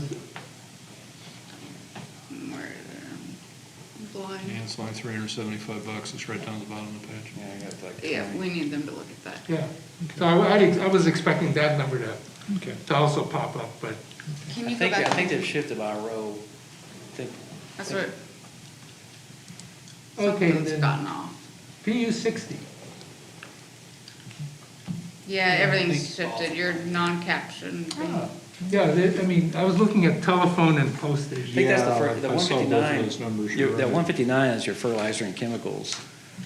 Oh, And okay. so I think you're shifted by 3 rows. Yeah, or something. I was wondering if there's a shift error or a header error or something in there, You're you're right. right, it's probably a shift. Yeah, Yeah, so let me go in and see. Okay, good. yeah. It's just Those numbers look funny. Yeah, because I was figuring that was a heck of that was a heck of a furnishing job, and, You must be calling Argentina a Our lot. statement. It's reading P27, you're on row P29. gonna be on a HGTV program. so that kind of thing. Yeah. You're saying, if you look up P27, it should be P29. Fudge. That one's correct.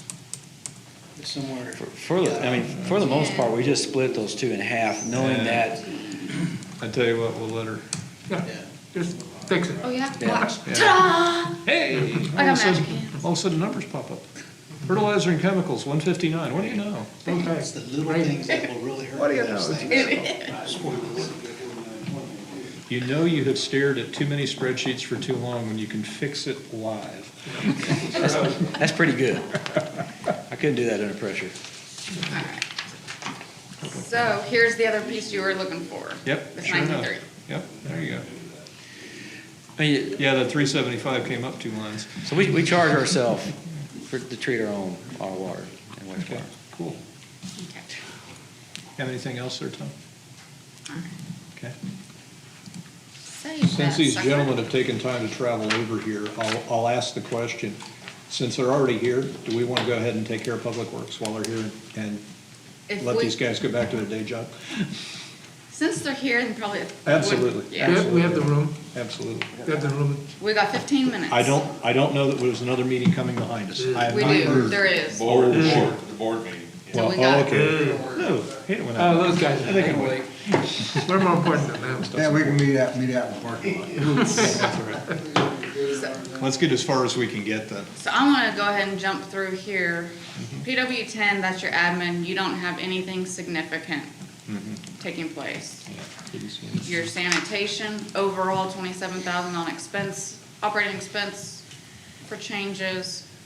A lot of that's in your diesel and the non-cap, because they've got 50 commercial container replacements for the sanitation stuff. So I had a sanitation question related to salaries. I thought, maybe I'm misremembering, but I thought that one of the big cost savings drivers with the sideload trucks was a fairly significant downward shift in staff because we didn't have to send 3 people out on every truck. But the salary lines don't look like they've moved. I'm gonna defer. Yeah, we've got a staff of 11 in that department. We will be reducing those by 3 Okay. to 8, is that right? Yeah, Well, I 8. need you to give me an update from my payroll list, okay. Okay, cool. because I've got them in there. And that was my question, is I was under the impression there was gonna be some staffing reduction associated with that change, but I There is. didn't see it in the salaries, so that was why I was asking. And are we looking to try to outfit them in another vacant position? It won't be an overall net change. It may be. You're gonna It- reassign it those just- personnel to another department somewhere. Depends on their annual evaluations at the end of the year. If those Okay. staff are good performers, we will do everything we can to repurpose Oh, them. and well, you should. Okay, no problem, understand that, not an issue there at all. So, just shows the salary forecast change in Yes, sanitation. and we will get that updated if you'll get with me. Sure thing. Okay.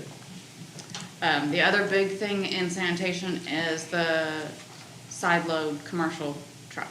Any Yeah, that questions one, for that Ken? one looked like it unexpectedly died on us. Well, so you have 2. You got your main and your backup, and the backup is completely dead. Okay. So we have no backup. It's maybe a little better than scrap metal. It will at least drive to the scrap metal place. But, It has to be drugged to the scrap Yeah. metal shop before you But, can turn it. so we do need a backup. The commercial business is only growing, and it is a business that we can also try to grow.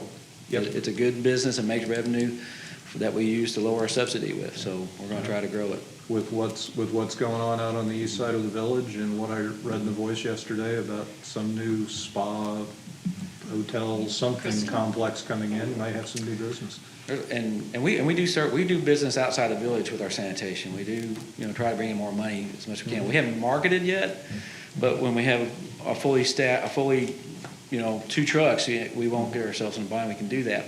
And I wouldn't put it past us, that gives us 3 years' time, at least down before we gotta replace it again. And, we are always trying to evaluate. I know Ron and his staff are always telling us that we may need to convert to the front, instead of side loaders to front loaders, and we'll be looking at that as we go. Okay, cool. And I had just a dumb guy question, because it just says other allocations, that they're the POA allocation. What's that? That's all through the utility billing, so it's still okay. the water and trash Okay, stuff. It's like income, or it's kind of like income. It's income to you and a charge to us. Right. So, Credit. As far as he's concerned. Yeah. Okay, cool. Thank you. all right, so I'm gonna jump over to streets. Oop, I'm not done with Oh. sanitation. The cost of the whole garbage program was probably in the vicinity of, I'm guessing, 1.5 to 1.7 million, if you had just taken everything and bought everything, something like that. Is that correct? So when I'm looking at the financial reporting, depending upon how things were purchased or financed or leased, the money shows up in different places and at different volumes and levels. And I, for the life of me, could not find something that looked like 1.7, either cash or present value or anything like that. And it may be split between 21 and 22. So anyway, this is probably not for this meeting, but I probably would like a request. Can I sit down with you and just, I mean, to me, it's a geography question. So. Yeah, so the only thing you should be seeing on this side would be your interest expense. And that leads to that, what's the interest expense for? Because there is an interest expense line in there. What's the underlying loan? Well, what we had calculated for the sanitation plan, if it was in effect all this year, which obviously it wasn't, was 304,000. And that shows up over on that summary tab where I was trying to kind of show the walkthrough on Monday. That's where our debt portion comes into. While this is, it's a lease, the way it's structured, and we have to follow, I think it's ASC 842, there's like 5 rules of criteria of whether you get to write it off as an expense or if you have to capitalize it. These meet the criteria, we have to capitalize it. That's why you don't see a whole amount here. Okay. You see this 159 here, and that's where I said the other day, it's financed, not a cash purchase, because I wanted to show you guys what had come in, even though it's not a true cash outlay of 160 right there. And that was just to get it on the books to show you guys, because typically you would end up just moving it into your assets that's already done and carrying the note. But, and that's how those apply. Because it's technically our equipment. We have the option to let them take it back or not after the 2 years. Got it. So I guess my request is, after all this is over, not in the next I'll sit with 2 or you. 3 weeks, I would appreciate it. Thank you. Any other on sanitation? Unless you have anything to add. Russ? All right, so streets, do you want me to go through expense? I didn't see anything in there that excited me. Most of my questions were down in the capital area, and again, they were more, what does the dollar value associated with some of those entries actually translate to? So like this. Like, there's culvert rehab and replacement. Street preservation program's a great example. Culvert rehab and replacement, a couple rows below that, crack sealing, there were a couple others down in there too. Signs, pavement marking, stuff like that. Those level of dollars translate into some amount of something. It would be good to understand what those numbers are. And again, it's more the communication to the community aspect of that more than anything else. If you're like the culvert repairs, like 450K looks like, it says staff, but it looks like it probably was contracted repair. If we're still running $50,000 a culvert to sleeve it, that kind of implies we're gonna get 9 culverts from a contractor next year. And then we've got an internal culvert program that translates to something, whatever that number is. Those are the kind of numbers that would be good to have to be able to communicate with the public and say, okay, we're planning on doing this number of culverts next year, and here's our progress to plan. And then the other part of that would be good to have brought in at an appropriate point, because I know you guys have all this stuff in the culvert conditioning and GIS. How are we doing against the backlog? Because I know you've still got the culverts that Yeah. are there are getting worse over time, so the question that would be good to know at some point in time would be, are we getting ahead? Are we holding serve? Are we catching up? Are we still falling behind even with the investments we're making? So I think you're going to see next year 2 ways of better accountability in our capital projects and culverts, for example. So Ron Seawright keeps a running list of street preservation sites, site-specific locations with estimated costs and things like that. Same thing on line striping. We have the same kind of database for culverts. They're site-specific.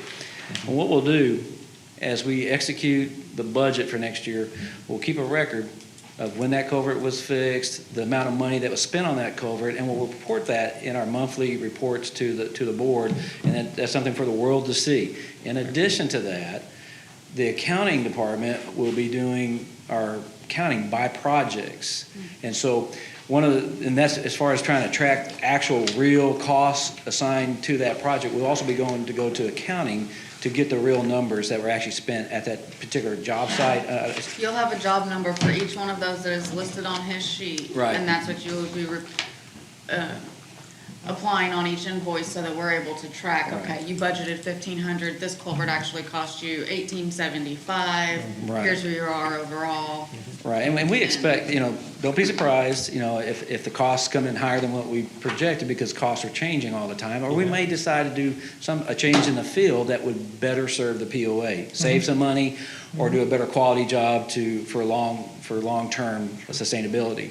But we'll be completely transparent about it. We'll give an accounting for it, and you'll see as we go out through the year how we are spending that budget, and when we hit that budget, we stop, or we try to find money from some other place. I love it. I look forward to seeing Yeah, it. but for this exercise, what you're saying is if you're like street maintenance, you want to see how many miles of crack sealing you're gonna do, or you want to see. Yeah, it's a target, yeah. I mean, I know, like anything else, you've got a plan, and the plan doesn't survive first contact for very long. But, you got a plan to do a certain amount of crack sealing, you got a plan to do a certain amount of milling and replacing a certain amount of other work, and what you actually get out of that dollars is gonna be a function of the condition of the roads when you get there. Okay.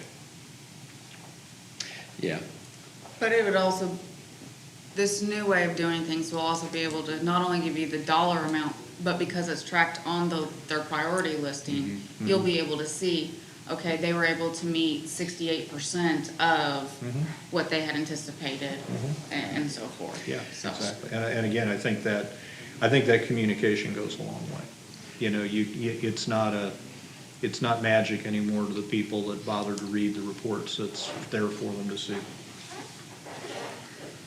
Okay. Again, and this budget right here is no assessment increase. So, it's only like $450,000 for culverts, which Yeah. is not going to do a whole lot of them. No. It was 330 last year, it was 450 this year. Right. It needs to be bigger than that, but the money's got to be there to be able to spend it. But nothing to worry. We will keep up, we'll just have the onesies throughout the year that we're going to have to go fix. Yeah, okay. Other than that, like I said, it's got the approved stuff from the 2020 year and rollover included, just in case we don't get it captured this year. They did put in to get a new bathroom and some storage out there. They've got one facility for 20 employees, so it may not be a paving, but it'll help preserve your streets. Okay. I'm going to say no group burrito dinners. So I'm gonna jump into buildings real quick. I know we've only got 4 minutes left. Sure, let's go ahead and knock that out, because I think that's pretty much, I think he was Yeah, building- straightforward. The only thing here, if you'll notice on maintenance of building, the 70512 line, that holds the contingency of our HVAC replacements, thank you. which is, as those are done, I will allocate the budget out respectively just to Got it. cover it. Goodness is, there's money there for it. So I guess the real bottom line question I have here, because it's kind of hard to tell where all this, because as it gets pushed to different Yes. departments, it's kind of hard to follow the bouncing ball. But I think the bottom line question for me would be, is there enough budget here in the building department to be able to work on all of the buildings that really need to be worked on next year? That's a Mike question. There's money in there for every building if we don't have no catastrophe about something major. Heat and air is our biggest thing that we spend a good chunk of money on. And we put that contingency in there that she will give us the money for that. If, say one of these units go out. Yep. I can come in and replace these units when needed. We're not going out to replace the R-22s that are working, but if they go out, we have money for it. Yeah, cool. And then everything else is like all plumbing. Sure. We don't have no, we can do small jobs, but we can't go out and do large jobs. We went through the list, we eliminated a few items and decided to defer those, because they would be able to last a little bit longer. He has made sure that we've left everything in here that was literally down to tar paper and you need to get When I say on. tar paper, the granules that fell off, if it's your house, you want no Oh, yeah. leaks. Yeah. And we did a project at Magellan this year out of our budget for the simple fact that one of our guys was up fixing a roof leak and he fell through. Ooh. And you don't see that stuff when it's covered up. No one goes in that building, so we're in the process of finishing it up. Sure. But everything else, Karina and I adjusted. What changes in this budget between 1 and 2?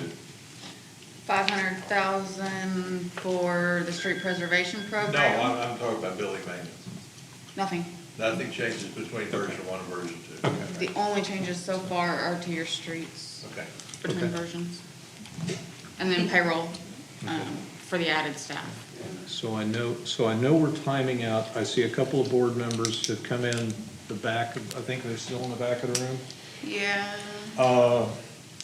I don't know what you, ladies and gentlemen, have on your agenda. We have like 3 tabs to go through. Can you grant us 10 minutes to finish? I got a thumbs up from the one person who's here. So, okay. Thank you, Chris. Appreciate that.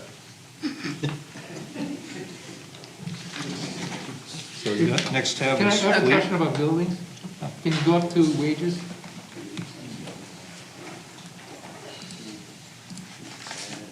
They've gone down by 2, and we are only planning to replace one of them so far. The Okay. second one is actually in version 2, Okay, so that's where you will come back up to being on level. all right. Okay. Does that, did I jump ahead of you? Get the heat and air guy back. I got your heat and air guy back. Please don't take him out. Please. Okay. Next one I had, I And think, was thank you for fleet. saving money on the ozone protection building. I thought that was significant. It's Well, and it's something $2,000, but it's that cool. we can do and down the road, you know, you budget 35 and then I just go price out material. And my crew, we built it and we hauled it out. So we can do that. I think you need kudos. Yeah. Your fleet department, your expenses are pretty straightforward. In here, they got a vehicle lift for the 20,000. Yep. And add a mechanic, which makes sense. Yeah. And then My kind of bottom line question on this, again, it's kind of hard to follow fleet back through all of the subordinate tabs. So the real question for me would be, do we have the ability to replace all of the pieces of equipment we needed, all the fleet pieces of equipment we needed to replace this year? No, Okay. Does anything change here between version 1 and version 2? only an $18,000 for a bush hog for the forestry department Okay. so far. How much did we leave, how much did we have to pay forward? I'll let you answer, because I just know I see a bunch of Well, zeros. it sounded like we had a plan for vehicle replacement. We weren't able to quite accomplish the plan with the budget that we have. How much of that vehicle replacement's gonna get pushed forward into 23 and on? Before I even came up with the version 1 budget, I've already pushed 3 items out. Okay. Before I even came up with this one, so. Okay. And then we cut 2 or 3 from this, I Yeah, believe. from this, and then if we want to go with our street program with another dump truck and excavator, that's even more that we'd have to add into it, so, I mean, I could spend $1 million today. Got it. There was a dump truck, I know that we postponed. I think 1 or 2 vehicles that was postponed. Got one in utilities, one in streets, Okay. Yeah. and then the excavator. Okay. So it sounds like this is a place where we just ran out of money. Mm-hmm. Okay. Yep. Got it. In the prior meeting, we had mentioned something about an inventory sale. Yes. I assume that's not budgeted No. in either 21 or 22, so it's just, quote, gravy. Well, in the past, it's all went back to the general fund. Right. So it doesn't get, what fleet sold doesn't get put towards to buy new fleet. Right. Well, it's budgeted in the sense that it's in lieu of trade-ins. We would have traded it in at one price, but we'll get that instead of that. But I'm assuming when we look at the numbers in the OM table, there's no, it's a gross cost, it's not a Correct. net cost. Correct. So essentially, anything that we pick up on trading, I had previously assumed it was, quote, gravy. But we may do an inventory sale this year, we may or may not do one next year. But again, it's all, And we were gonna try It's all good, to good. align those funds to be specific towards replacing the items that we've gotten rid of that we still need to replace. So for example, the $18,000 for the bush hog, they are trading one in that doesn't meet their needs at the moment. So that amount should be applied towards that, and hopefully we'd come out a little bit better than expected. great. Hopefully, there's a little bit of money left to go pick up a couple of those pieces that fell off the table. Yeah, or at least a tire. If we're lucky. If we're lucky. Okay. I didn't have anything else there. Common property and forestry? It says streets, but it's common property and forestry. Yeah. It took me a minute to sort that one out. Sorry, it was in streets before and Yeah, they've separated it was it. too many pieces of paper is what it was. So, just out of curiosity, and maybe my memory's bad, I thought the roadside mowing and site view clearance, did that end up in common property and forestry? I thought it did. I was trying to find it and I wasn't sure it was there. Maybe it was just me. That's probably, it's gonna be up here in your maintenance of lane and streets. So they've got 10,000 for sign replacements, 2,000 damaged mowers, 80,000 for the residential mower contract, Ah, there it is. 45,000 hazardous tree removal, erosion, stump removal, Okay. so forth. Okay, and I guess I just didn't, I saw that line, but I didn't see anything in there that really talked about the residential mowing. Yeah, that, I know that's contractor, that's work to do the mowing work, supplemental mowing, but I didn't really see anything in there for, You had a separate line for right-of-way clearing? And capital? Under Yeah. contracts? It was under streets, I don't know if it's still there. Oh, under streets? streets. It should have been moved over, There's contracts. no, go down to the bottom. Down in capital. That's what that's saying, it was a $30,000 contract amount that we had last year. Okay. I think we got it. Well, I mean, we definitely moved it over because we have the supplemental and we've got the residential contract up there in that 7511 there on the, You moved it to 7511. Over here? yeah, it's in the common. So we got, It was 70614 in ours for contracted assistance. can you click on the note there at 7511? So you got 80,000 in residential mowing, you got 30,000 in supplemental mowing contractor, which we did use this year. Each of those 45,000 hazardous tree removal. So we've got two pieces of money for two separate. No, we had an extra 30,000 in streets just for right-of-way clearing. Yeah, I thought, and I was thinking that was gonna be a For that contracted tree removals or activity. vegetation? Vegetation alongside the trees where buses and all that other stuff is heading. That was in last year's in the streets, and I don't see it carried over to this year. So can we, in the interest of just closing this out, can we just take an action, figure out where that wandered off to? It was in 70614. 70614, which was contracts. Okay, yeah, we'll make sure, because we are hiring that done a lot under contract. Yeah, I remember last year it was like 2,500 a mile, and I was kind of looking for it, wondering if it was still 2,500 a mile, and Yes. how many miles the dollars translated to, or how many dollars that translated into in terms of miles, so. And I will just let you guys know, we did cut 40,000 out of here under contracts. That was for the new forestry program that they're wanting to get underway. And we decided we needed to push that out further. Does that show up like version 2? We still have, what about under consultants, your professional services? Okay. Okay. I don't know where. Yeah, professional or architectural engineering Yes. services. See, we made a note to put it in V2, Okay. Okay. which I hadn't put it in there yet, but we can. Okay. And it was 40,000. All right, so it does go into V2. All right. But that is where this 20,000 really comes into play, and capitalizing on that if there's a good plan in place. Okay. But we felt we needed to defer it until we had funds to cover it. Yeah. Being a new venture. Yeah, probably not a budget conversation, but it would be good to know kind of what the plan of attack is for for timber harvesting, but we won't distract the conversation right now with it. Then, just to wrap it up, Lakes is in line. They've actually gone down on their expenses over here.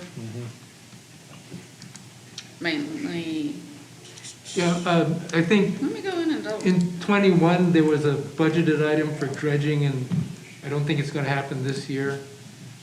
So, why didn't it happen this year? It's just postponed because them trying to get the lake filled back up earlier, so it's Okay. the end of this. Yeah, Beginning- we had beginning kind next of a month. Bad dry time. summer, and the problem is Okay. you've got to have 2 or 3 foot of clearance for that dredge boat to be able to get in there. So I don't know what it draws, but it's a much bigger pontoon, a much heavier vehicle than your average Just blame the pontoon. weather. Yeah. So our savings here is due to the dredging because they're not having as many as what they had done this year. I only had one question here, and this may be part of that generic observation we made about salaries, but in the full-time wages, it looked like there was about a 12% cost increase up toward the top. It was 21 budget 127, 22 budget 142. And you guys did have a new person, but I didn't add them in on this one. Yeah. So I didn't know if there was a staffing change in there, or a regrade of an individual, or if there's something else going on there. But didn't you guys get somebody this year? Yeah. That's- We added one person this year. That's Okay. why. So we added a staffer partway through the We year. didn't have a staff, we had one guy that retired, and when we finally got the new guy added on, he didn't come on for several months after. And, it went from a grade 3 to a 4, or 4 to a 5 with the new person. Okay, that makes sense. That makes sense, because if you put in if they came in at a different grade, that would explain the difference. Okay, thank you, sir. I have to ask, what lakes have been dredged? All of them at some point in time. Okay, really? Yeah. Okay. Even Lake Segovia's been dredged, it's been years ago. Okay, in the past 3 or 4 years. 2017, we did Lake Coronado. 2018 was Balboa. 19 was The small ones. Estrella and Granada. Then 2021 is DeSoto. We have Benita and Isabel this coming fall. What about Sophia? In the never-ending quest for even tiny bits amount of money, boat fees, compliance, any hope for that? I mean, are people actually buying their I mean, we have accounts? seen, Yes, we've seen a huge increase. One of our biggest complaints to the Lakes Department, Compliance Department, was unauthorized usage at boat ramps. Right. We've seen a drastic, over the last 2 years, drastic decline in unauthorized use of boat ramps. People there have decals, or they're paying whatever the fee is at the ramp. And to be quite honest, I wrote 2 violations at the boat ramp this year. 2. That's good. Very good. Yeah, that's phenomenal. Yeah. Cool. What was it in years past, on 25, average? 30, just from me alone. That's That's fantastic. That's good. Last year was good, this year's been exponential. Is everything right on these point of sales? Hope everybody So continues that's to where behave you have next all year. of We'll those. find out. Absolutely. That's all your annuals that are being. Gentlemen, again, thank you very much for your efforts. Really good presentations. And unless anybody has anything, we need to clear the room. A motion to adjourn. Wait, I got 30 seconds. You got 30 seconds? Please. Go for it. 3% credit card fee, is that something that you guys may want to consider? I think there's different points of view. My personal point of view is if we were to apply it, it should only be applicable to your annual renewals, your utility payment, and your assessment payment. I would not apply it to your point of sale out there in every pro shop and all of that. But if we were to do that, you're looking at generating, based upon this year from January through July, on an average of, it would bring in about 163,000 for a year. Will they change those rules? Three. And that's really just passing through our bank fees. We're charged about 3% on every transaction, and so it's a pass. So basically, And they've changed any of those the rules ACH payments, you would apply the fees. Used to be you that we did. couldn't, but you can now. You can give a discount for cash. but you can't do that, ACH but is now they usually just changed from it. a bank account. Yeah, that's so- true. Well, I made a statement here, which probably, Kathy probably corrected me on the line here. I was thinking ACH payments, but that's usually out of a credit, out of a. Right, out that's of a separate. You bank can't set account or something. ACH up with a credit card. Got it. We don't have that capability due to the IT regulations and security. Mm-hmm. So this is just strictly credit card payments. Mm-hmm. And you do allow 15% or something like that for the ACH. There's a anyway, so- 15% Discount. over the cash price of the ACH items. Yes. Okay. So I think that's a no-brainer. On annuals, not on your utilities and Annual of assessments. anything? Annual, Not your- just golf, but any Correct. annual subscription. which is tennis, fitness, Yeah. and golf, Yeah. and that's I it. think, I think we would be supportive of that idea, you know, I mean, you know, it is what it is. You're certainly not the only one who's adding those kind of charges on these days. Well, and that's why I said, I don't think I would apply it across the board, because you can go to Walmart, you can go to Chili's, and you're not gonna see a 3% charge there. But if you go to any state revenue, you go to pay your taxes, you go to any of that, it's applicable. And it would help us recoup a portion of that. Without thinking about it a lot, my first reaction is, if you have a lot of people charging up $8, $10, $12, well, I guess there's really two parts of it. There's the percentage and there's the fixed fee. But you kind of really want to shake out the frequent $10, $12, $15 things and hopefully just have them put 100 or 200 on their cart. But I don't know how you motivate that. And I don't know I don't know under what conditions people use the credit card fee. For golf, it's $35 a pop. I can see people doing that all the time. You know, that's kind of one thing. But when you have somebody putting their $10 tennis fee on a credit card thing. Well, and that's why I'm saying, I would Yeah. only apply it to your annual sales, because that's gonna be a larger Right. Yeah. purchase there. They're doing it, you know, it's at the admin building where it's taking place, your assessment billing and your other.